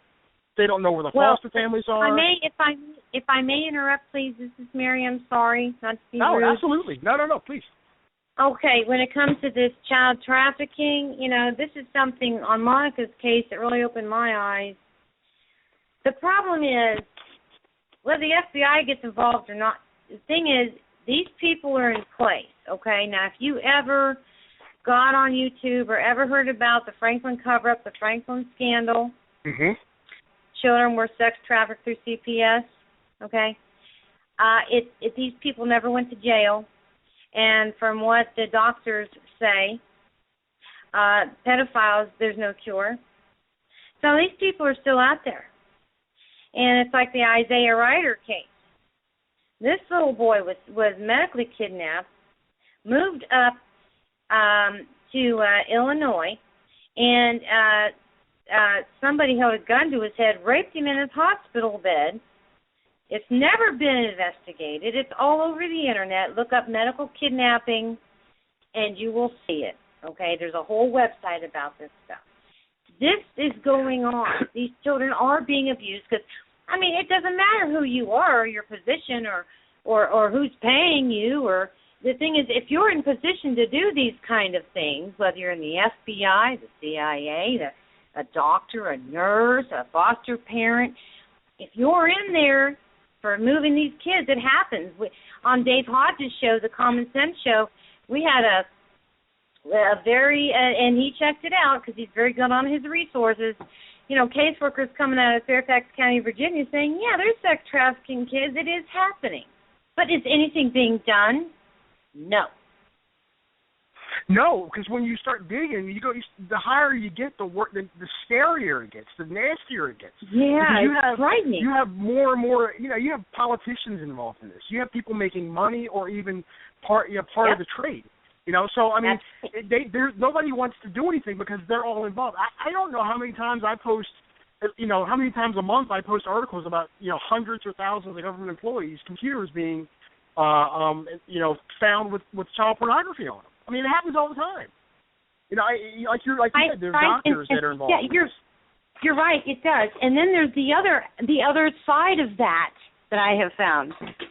Just like in the Franklin cover-up, what would happen is pictures would be taken of these people, politicians, whomever, having sex with children. So they blackmail them. Yep. Now I know very for a fact there is somebody out there, because it's one of my clients' ex-husbands who's doing this to her, okay, and I'm really putting it out there. By the way, I won't commit suicide if anyone finds me dead. That they put the information into to a computer to hit you, okay? Yes. So that it looks like you did something and it gets people out. And the thing is, from what I understand, the lawyers, and I don't know everything, I'm not a lawyer, saying that they're looking for whether it's an outside source that put it in the computer or it came from the person who put it in. But either way, they're setting people up. And I know lawyers are going to prison for standing up for families in Virginia. And what they're doing is that they are putting the pedophile sex, the kiddie porn on their computers, and they're going to prison. So how do you know? It's just crazy. Well, and it's getting harder to even tell if it's being put there or, like the way they're hacking now, it almost looks like you're doing it yourself. No, you're exactly right. But, like, when you start, I sent, and it's funny because so many people never seen this, and it was a documentary done by, I want to say, it was a major, like, National Geographic, or it was a major, research agency that did this documentary on something called Boys Town back in the 80s. And that's what I'm talking about. That's part of the Franklin. That's right. That's the Franklin case. That's right. Yeah. It goes, but it went all the way up to the White House. But there's been multiple cases that have gone back to the White House, to the Clinton administration, to H.W. Bush's administration. It's happened. All the stuff that's happening in the UK right now also connects back to the White House here. But it's happened over and over and over again. And you have people who've finally gotten out of that trade when they're old enough and they're discarded, and they're like, I was a call boy or a call girl for somebody at the White House. And they've said it. They've been willing to testify. Years later, after they're all used up. It's so crazy. It's just, you're like, okay, sure. And then when you see the articles and the newspaper articles, wasn't it the Washington Post that reported it? I think they reported it, but then there was somebody, it might have been the BBC, somebody actually did a documentary that they got banned. Just like the reporter that wouldn't talk to me, they actually told them they could not publish the video. It wasn't published on YouTube. It didn't come out until after YouTube had been out for years, and YouTube's not even that old. This was filmed back in the 80s, and it's just been released for the public to see in the last 5 years. A lot of people have died. They've been I say they're murdered, okay, because they're telling the truth. And we all take that risk talking to the public about this stuff. Let's be honest. Oh, this is the stuff you can't reveal. This is the stuff that gets people killed. Let's be honest. No, you're exactly right. You're 100% right. Well, look what happened to a lot of people don't know about Cynthia McKinney when she questioned Donald Rumsfeld about DynCorp, which was a U.S. paid. Basically, before Blackwater, we used DynCorp, and we used there was another agency that was under Halliburton. Well, DynCorp was moving children. That's been proved. Actually, on the Common Sense show, Dave Hodges' show, he's got that information, actually. Cynthia McKinney questioned Rumsfeld. Rumsfeld went to Congress in 2005 to get more money for the Iraq War. She was like, we're not funding this company because of this, and connected to the UN being caught multiple, because DynCorp also was part of the body that the UN was using to traffic kids, because the UN's a major child sex trafficker. The UN is part of the problem. The UN's part of the problem, okay? The UN's like running the whole documents, thing. The documents can back that up. Yes, absolutely. And she questioned the connection to Halliburton, with Cheney being the owner of Halliburton, because Halliburton, one of their subsidiaries, also was caught doing the same thing. And next thing you know, they found a way to get her out of Congress. This is the stuff that nobody wants to talk about, because it's kryptonite. This is what gets people killed. It's enough to make you want to crawl in a hole and take your children with you. Absolutely. Because it's just so crazy. And you would never think it could happen to you if you're a law-abiding citizen who loves your country and you're raising your kids right and you're not beating them up and you're feeding them and, feeding and nurturing their skills. And all of a sudden someone's taking your child. Well, kids who are like that are highly adoptable. Yes. No, you're exactly right. And here's the thing, just to bring it back down to the smaller level, how this works. The CPS workers, there's a profit motive when CPS takes a kid, and then when a kid goes missing, because just like this supervisor at CPS here, who told me that when I said just do one unannounced visit to my ex's house and you'll see everything you need to see. They don't go looking for them. They looked me in my eye and said they're not. They're not reported to the FBI or anybody. They're not reported to anyone. Yep. So So when they take a kid and then a kid goes missing, and like I said, if you look it up for each state, there's usually 50 to 100 to sometimes 200 or 300 kids in any state at any given time who are supposed to be with foster families, and they just don't know where they're at. And they'll tell you, well, we lost them, and it happens sometimes. That's right. But it turns out it happens all the time. And these kids are the ones that end up being sex trafficked. And this is how it starts with this. Well, go ahead. Yeah, it's true. And actually, they did some stats, where was it?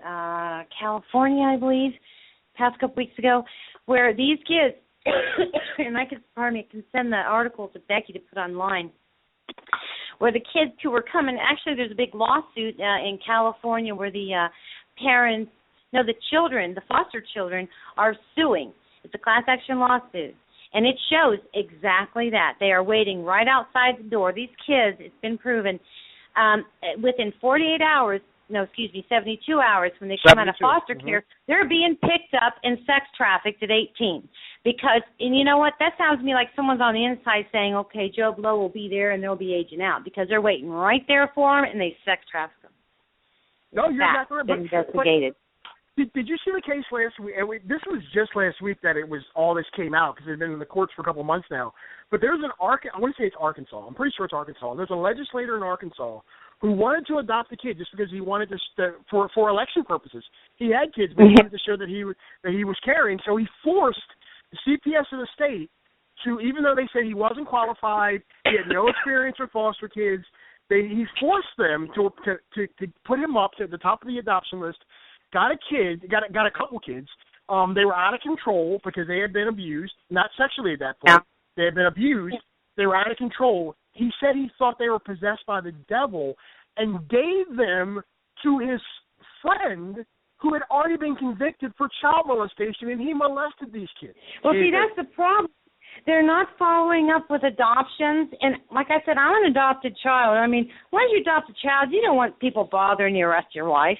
But the thing is, somebody needs to be checking up on these kids for a couple of years to make sure they're okay or not, because we had kids here in Ohio who were sex trafficked, sold over Craigslist from an adoptive father out of Texas. Yep.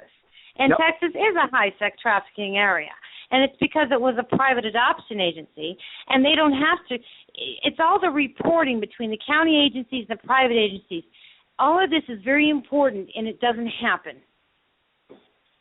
You're 100% right. And if you start looking at it, all these states and all these cities with ports, major ports, you're going to find a high level of sex trafficking. And if we know that, and with the fact that they can monitor.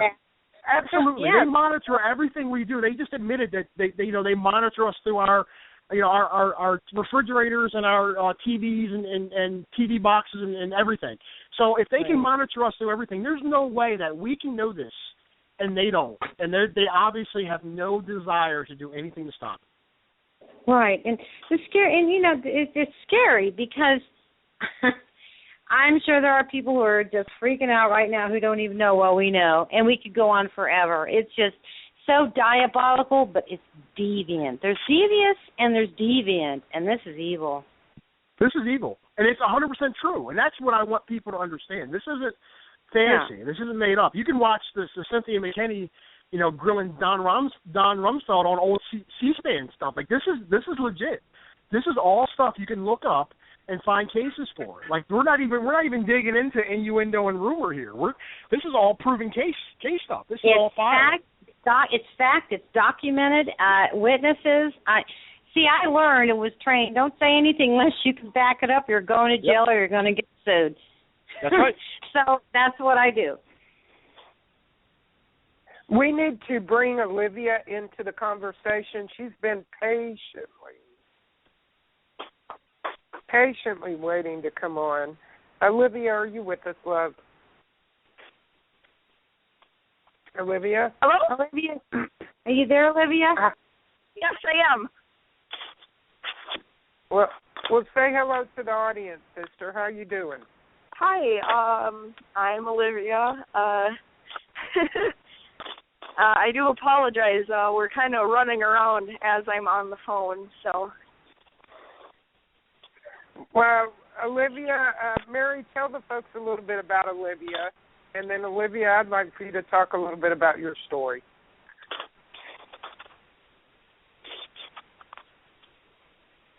Hello, Mary? Mary? Tell. Hello? Did you say something to me? I was on mute. Yeah. I'm sorry. All right. Yes, sis. Would you please tell the audience a little bit about Olivia, and then I'd like Olivia to share some of her thoughts and her story. Well, Olivia is another example of how families, there's let's take that grandchild and make it my child, or that niece and make it my child. Families, it sounds silly, but kidnapping family members. And they use CPS to do it. And this is what happened to her. And it's really sad.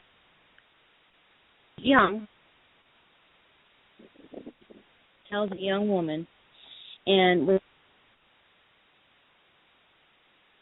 you're drifting in and out. It just went on until I found out that her aunt actually tried to adopt her at 3 years old, and it didn't work out. So there's a pattern there, and from what I'm understanding that I found out this past week, there's something with the adoption investigator who didn't bother to do her job and find out about the family member who tried to do this to her.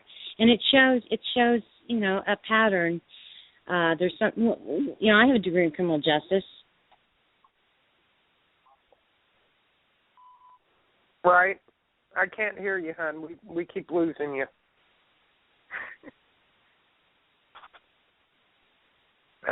Looks like we may be having some audio issues. Does anybody else hear me? Can anybody else hear me? I can hear you. I'm still here. I think We've Mary, lost she Mary. might have lost her signal. All right, we've lost Mary. Olivia, tell the... Can you hear me? Can you hear me? I'm here.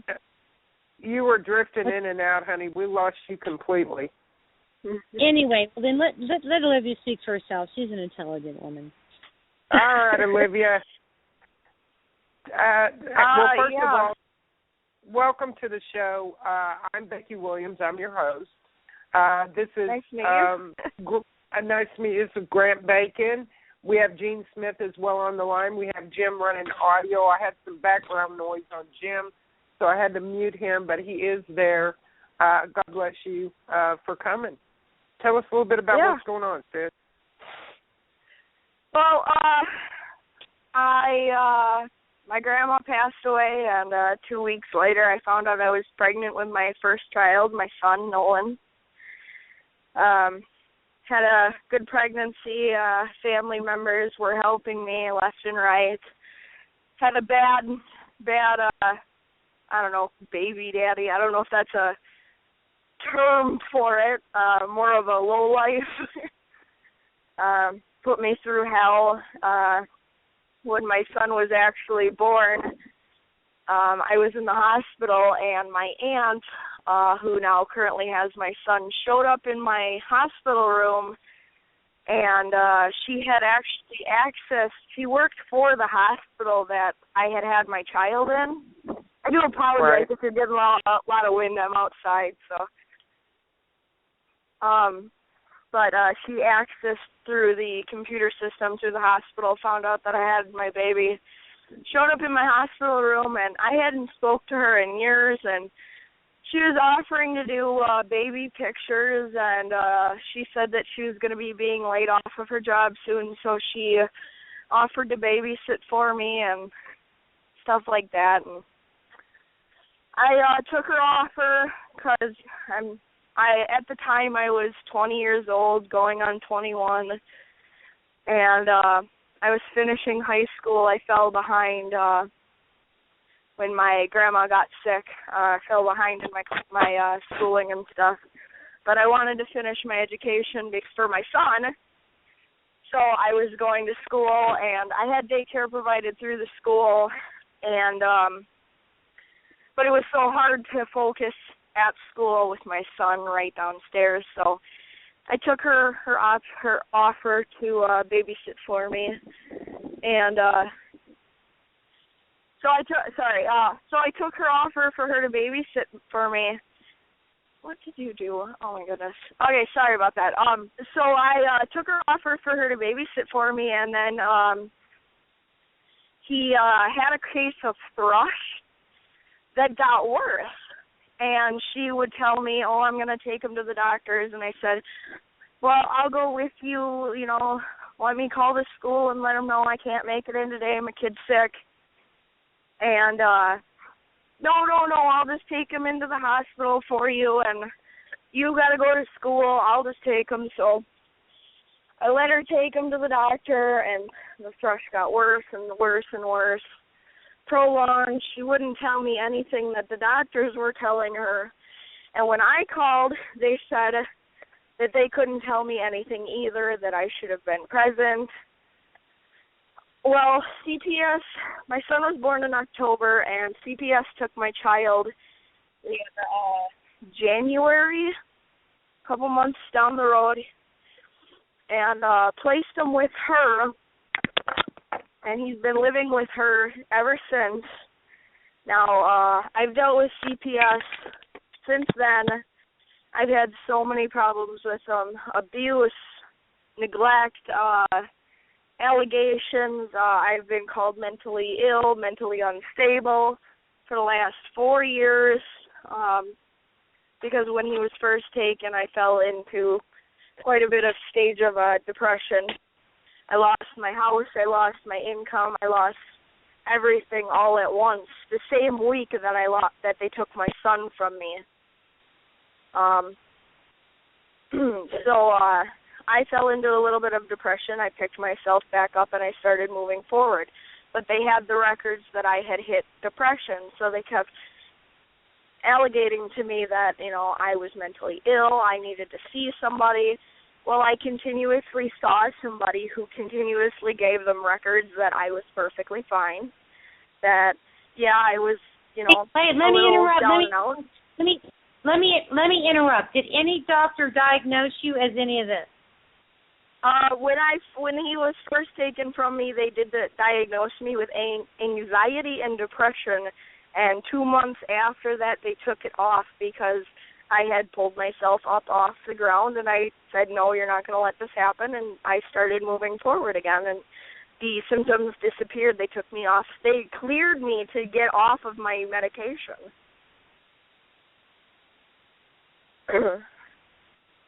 So, up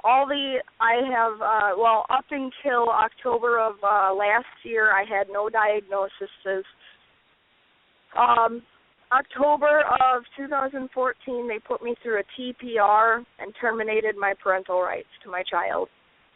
Let me back up here. Let me back up here real again. Here I am interrupted again. So the caseworkers were diagnosing you, not the doctors? Yes, they were. They were. Okay. You know, I actually told the social worker that I basically refused any contact with the social worker because of her allegations. I didn't actually refuse. I did give her a couple of options. I said if I would be allowed to bring my own witness or another social worker was allowed to be in the room, I would not have direct contact with her alone, because when we were in the same room alone or, you know, even in a public place, she would go that I needed to be on, she would literally say, you need to be on medication, which she has no right to say to me because she's not a doctor. She doesn't have a medical degree. Yeah, practicing medicine without a license, isn't that a felony? You're a lawyer, is that right? I'm talking to Mr. Bacon there. Oh, I'm sorry. No, I'm not a lawyer, but I like I said, I thought you were. I'm sorry. No, I have a degree in political science, so I did a lot of constitutional law and stuff. Well, like that. we all know we can't practice medicine without a license, right? You know. Yeah. Okay. Well, you know, I've dealt with so much crap. There was one time she ripped my child out of my arms because I questioned. My son was supposed to get surgery, and it wasn't like it was anything serious or anything. He was having issues with peeing, and the doctor said that he required surgery. I had given authorization for the surgery, but his surgery was canceled because Desiree, my aunt, called in and said that Nolan was sick and he couldn't have the surgery. Understandable. I don't want my son going through surgery when he's sick. But here we are 9 months down the road, he still hasn't gotten his surgery. And they said that they wanted to take care of it so that it would, so they could evade future problems. So they were going to do the surgery. Well, I kept questioning, and I kept questioning. I said, when is this surgery going to get done? Because they needed to schedule it so that I could sign the forms to authorize him to have the surgery. I can't do it in reverse. I can't sign the papers to authorize him for a surgery he's not even scheduled for.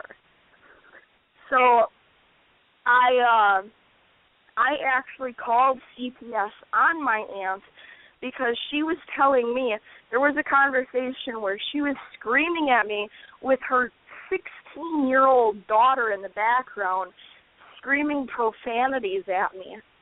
And she was telling me that she was waiting until my rights were fully removed so that she could get my son the surgery that he needed. So I called social services on her. I reported it. I said, I will not speak to Amy. Give me another intake worker, because Amy was my dispositional worker. I said, give me anybody but her. I want to make this noted, because Amy kept, quote-unquote, losing my paperwork. So I would always put him in attention, her supervisor, to make sure that somebody other than just her saw the paperwork. So I reported it, and the next time after that I had a visitation, Amy came out of her office. She approached me and Desiree and the visitation worker. Mind you, I've never had an unsupervised visit with my child. There's always been someone other than myself. And every single supervisor that has supervised my visits has said that I do an amazing job with my son, that people my age, like, I think like a 40-year-old. So I've had people backing me up this whole way, saying that this is wrong. Even people that work for my county say this is wrong. Anyway, so she approached me, and she said,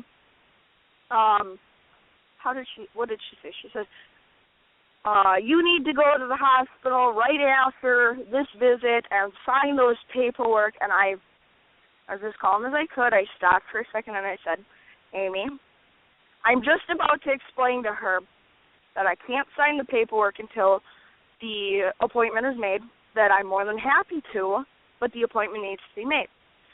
I start to speak, and she screams in my face and says, if you go to the hospital right after this, I'm going to take you to court and have your rights removed right here and now for, God, what did she say that was? Non-compliance with the court order.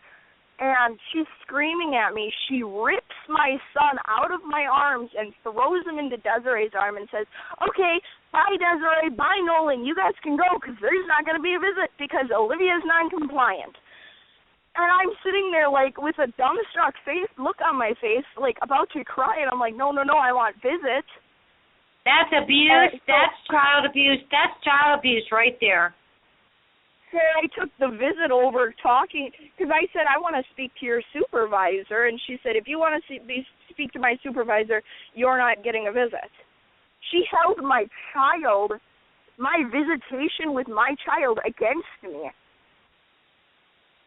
And then ripped my child out of my arms and said, okay, you guys can go. And I said, no, I want visits.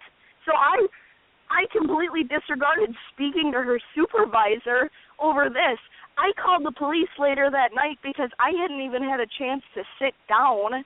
I called them and I wanted a written statement because I spoke to the supervisor, and she said that she would document what happened and that if I got a police report that she would sign it as a witness and I could take it to the supervisor. I called the police. I almost got a fine from the police for arguing with him because he wouldn't help me. And then I told him to just leave my house. He comes back with arguing with a cop, a disorderly conduct. I actually went to court a year later, and I fought it, and I won because I was just asking the police for help. There was no reason why this cop should have fined me.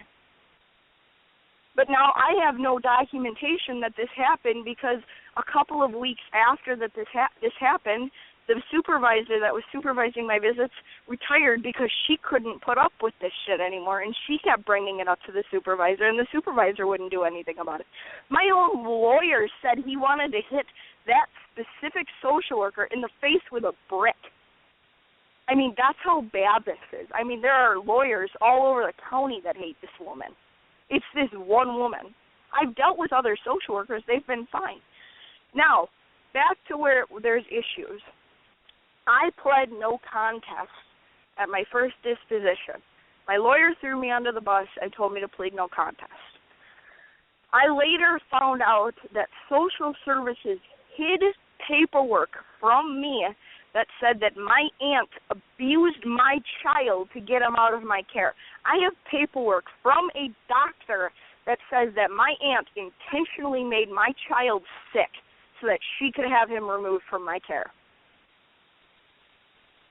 And it was not brought to my, that would have happened November of 11, 2 months before he was taken out of my care. Now, I did not find out about this paper until July of 14 is when this paperwork was brought to my attention.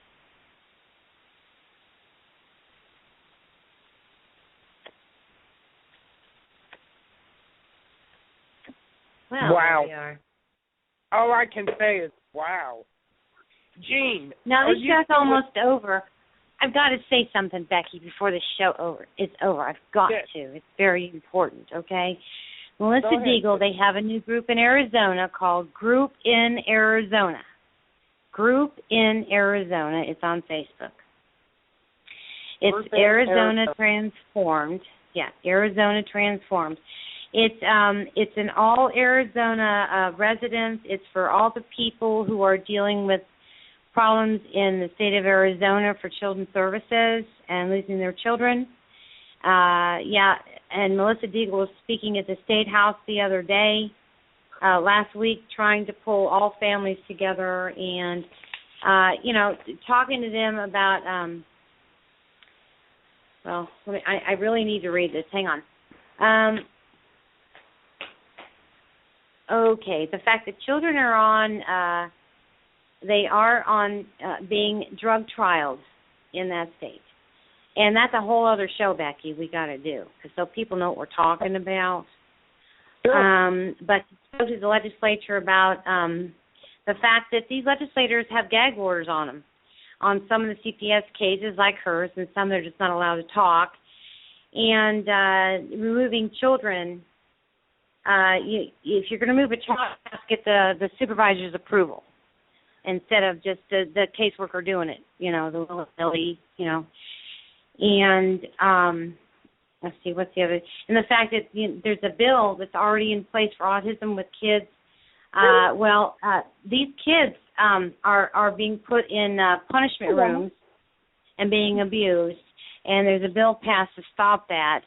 But it's coming up for vote again, and they want to make sure that doesn't happen. There's a lot of abuses happening to our children in this country, and I just wanted to put that out there. I'm done.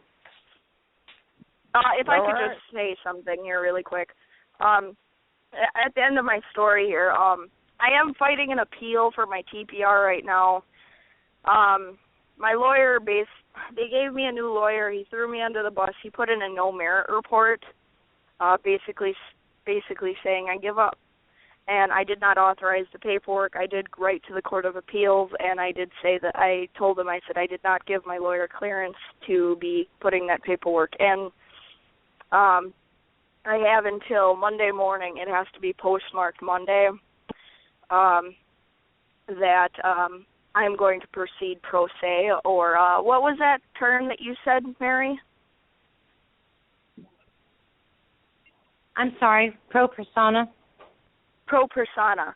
I have the choice of telling them if I want to proceed by myself, one way or the other.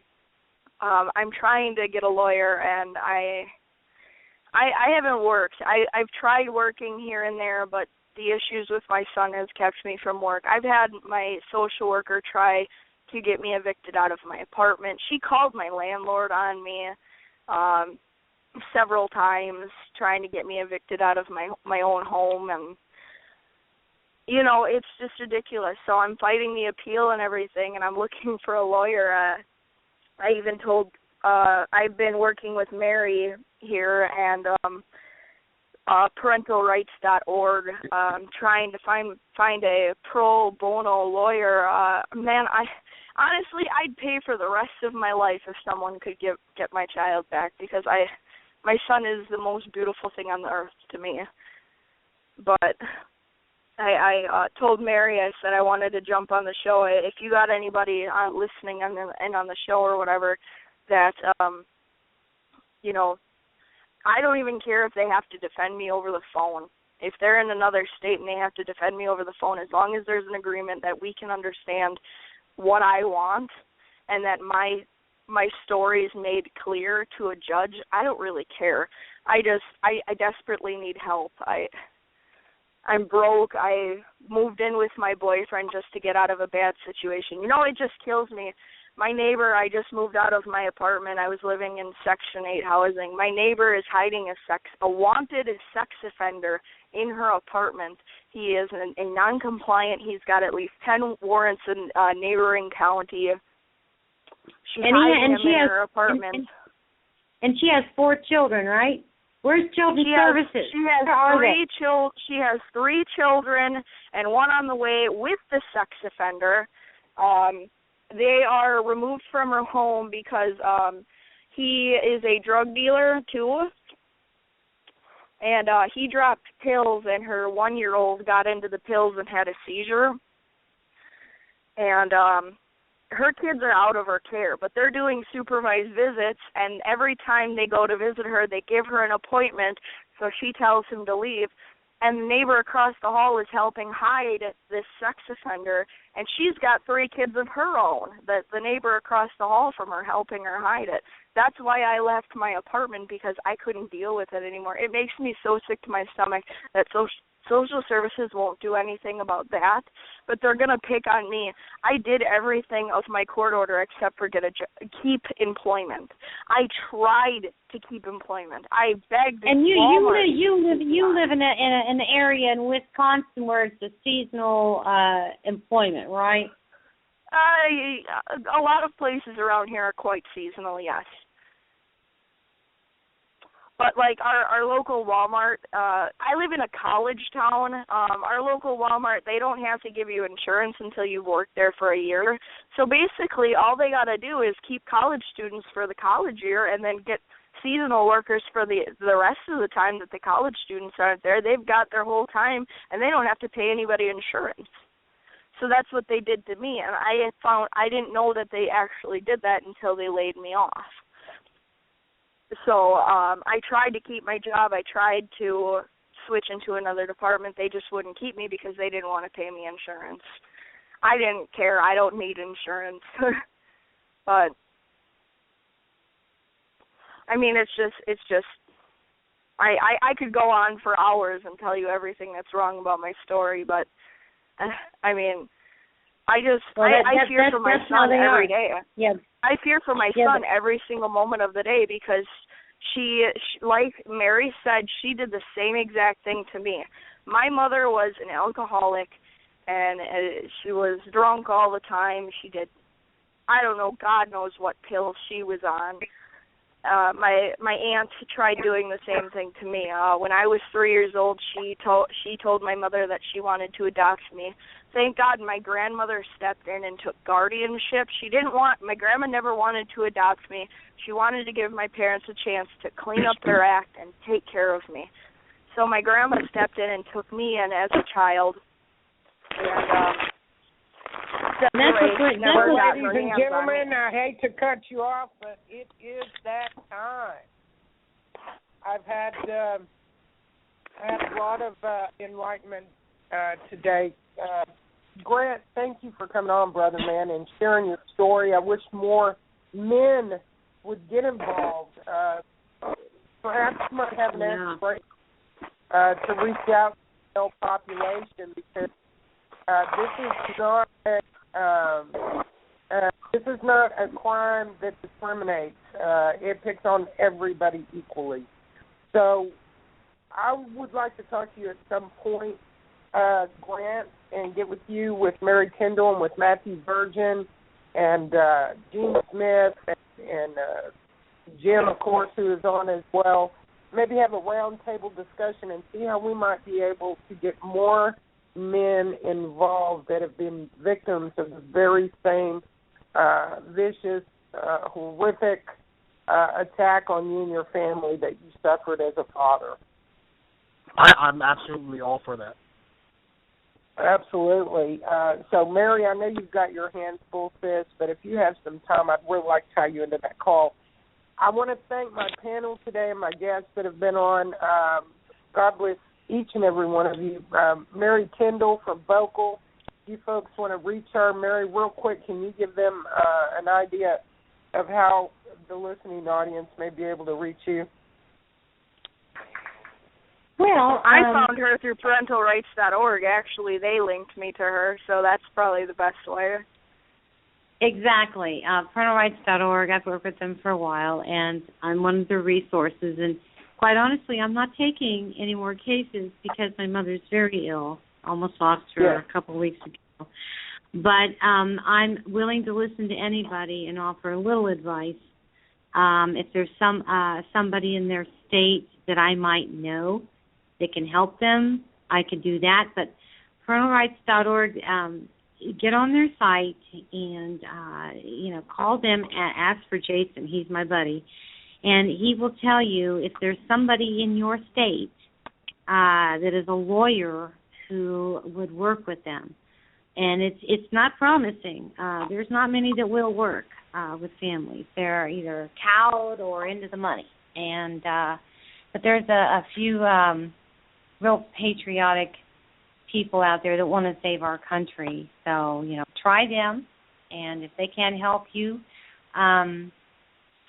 Jason will call me and I'll call them, okay? I'll call Jason tomorrow and say, or Monday, if someone calls in looking for some help, go and give my number and see if I can do something. But I'm really not taking on in a lot of cases because the last two I took on are so serious and going on and forever that there's just a lot going on. But there's a lot of family groups out there. Melissa Deagle's group, Unjustly Taken, get on that website. There's 5 different states under her, and you may be one of their states who can help you. All right. Well, with that, I'm going to say we're going to wrap this up. You can reach out to Rage Against the Regime to reach any of the panel audience that was on this afternoon. We'll make sure they get the message. If you have questions for me, you want to schedule a show, be a guest, know someone who wants to be a guest, addressing any and all issues of our current situation in America, please feel free to reach out to us. We will book a show if you have something to bring to the table. We certainly want the people to hear it. My name is Becky Williams. If you didn't gather that, I am your host today, Rage Against the Regime podcast. We will have another show Monday afternoon at 4 p.m. The guest yet to be booked, unless Bobby Ritter, my partner, has booked him. I don't know who that person might be, but there will be an open mic discussion as well. I want to wish you guys a great evening. God bless each and every one of you. Thank you, Jim, for everything that you do. Thank you, Gene. Thank you, Olivia. You're all in my prayers. Thank you, Grant. Thank you, Michelle, and thank you, Mary. Thank you, listening audience. Y'all have a blessed night, and I'll see you on Monday on Rage Against the Regime podcast.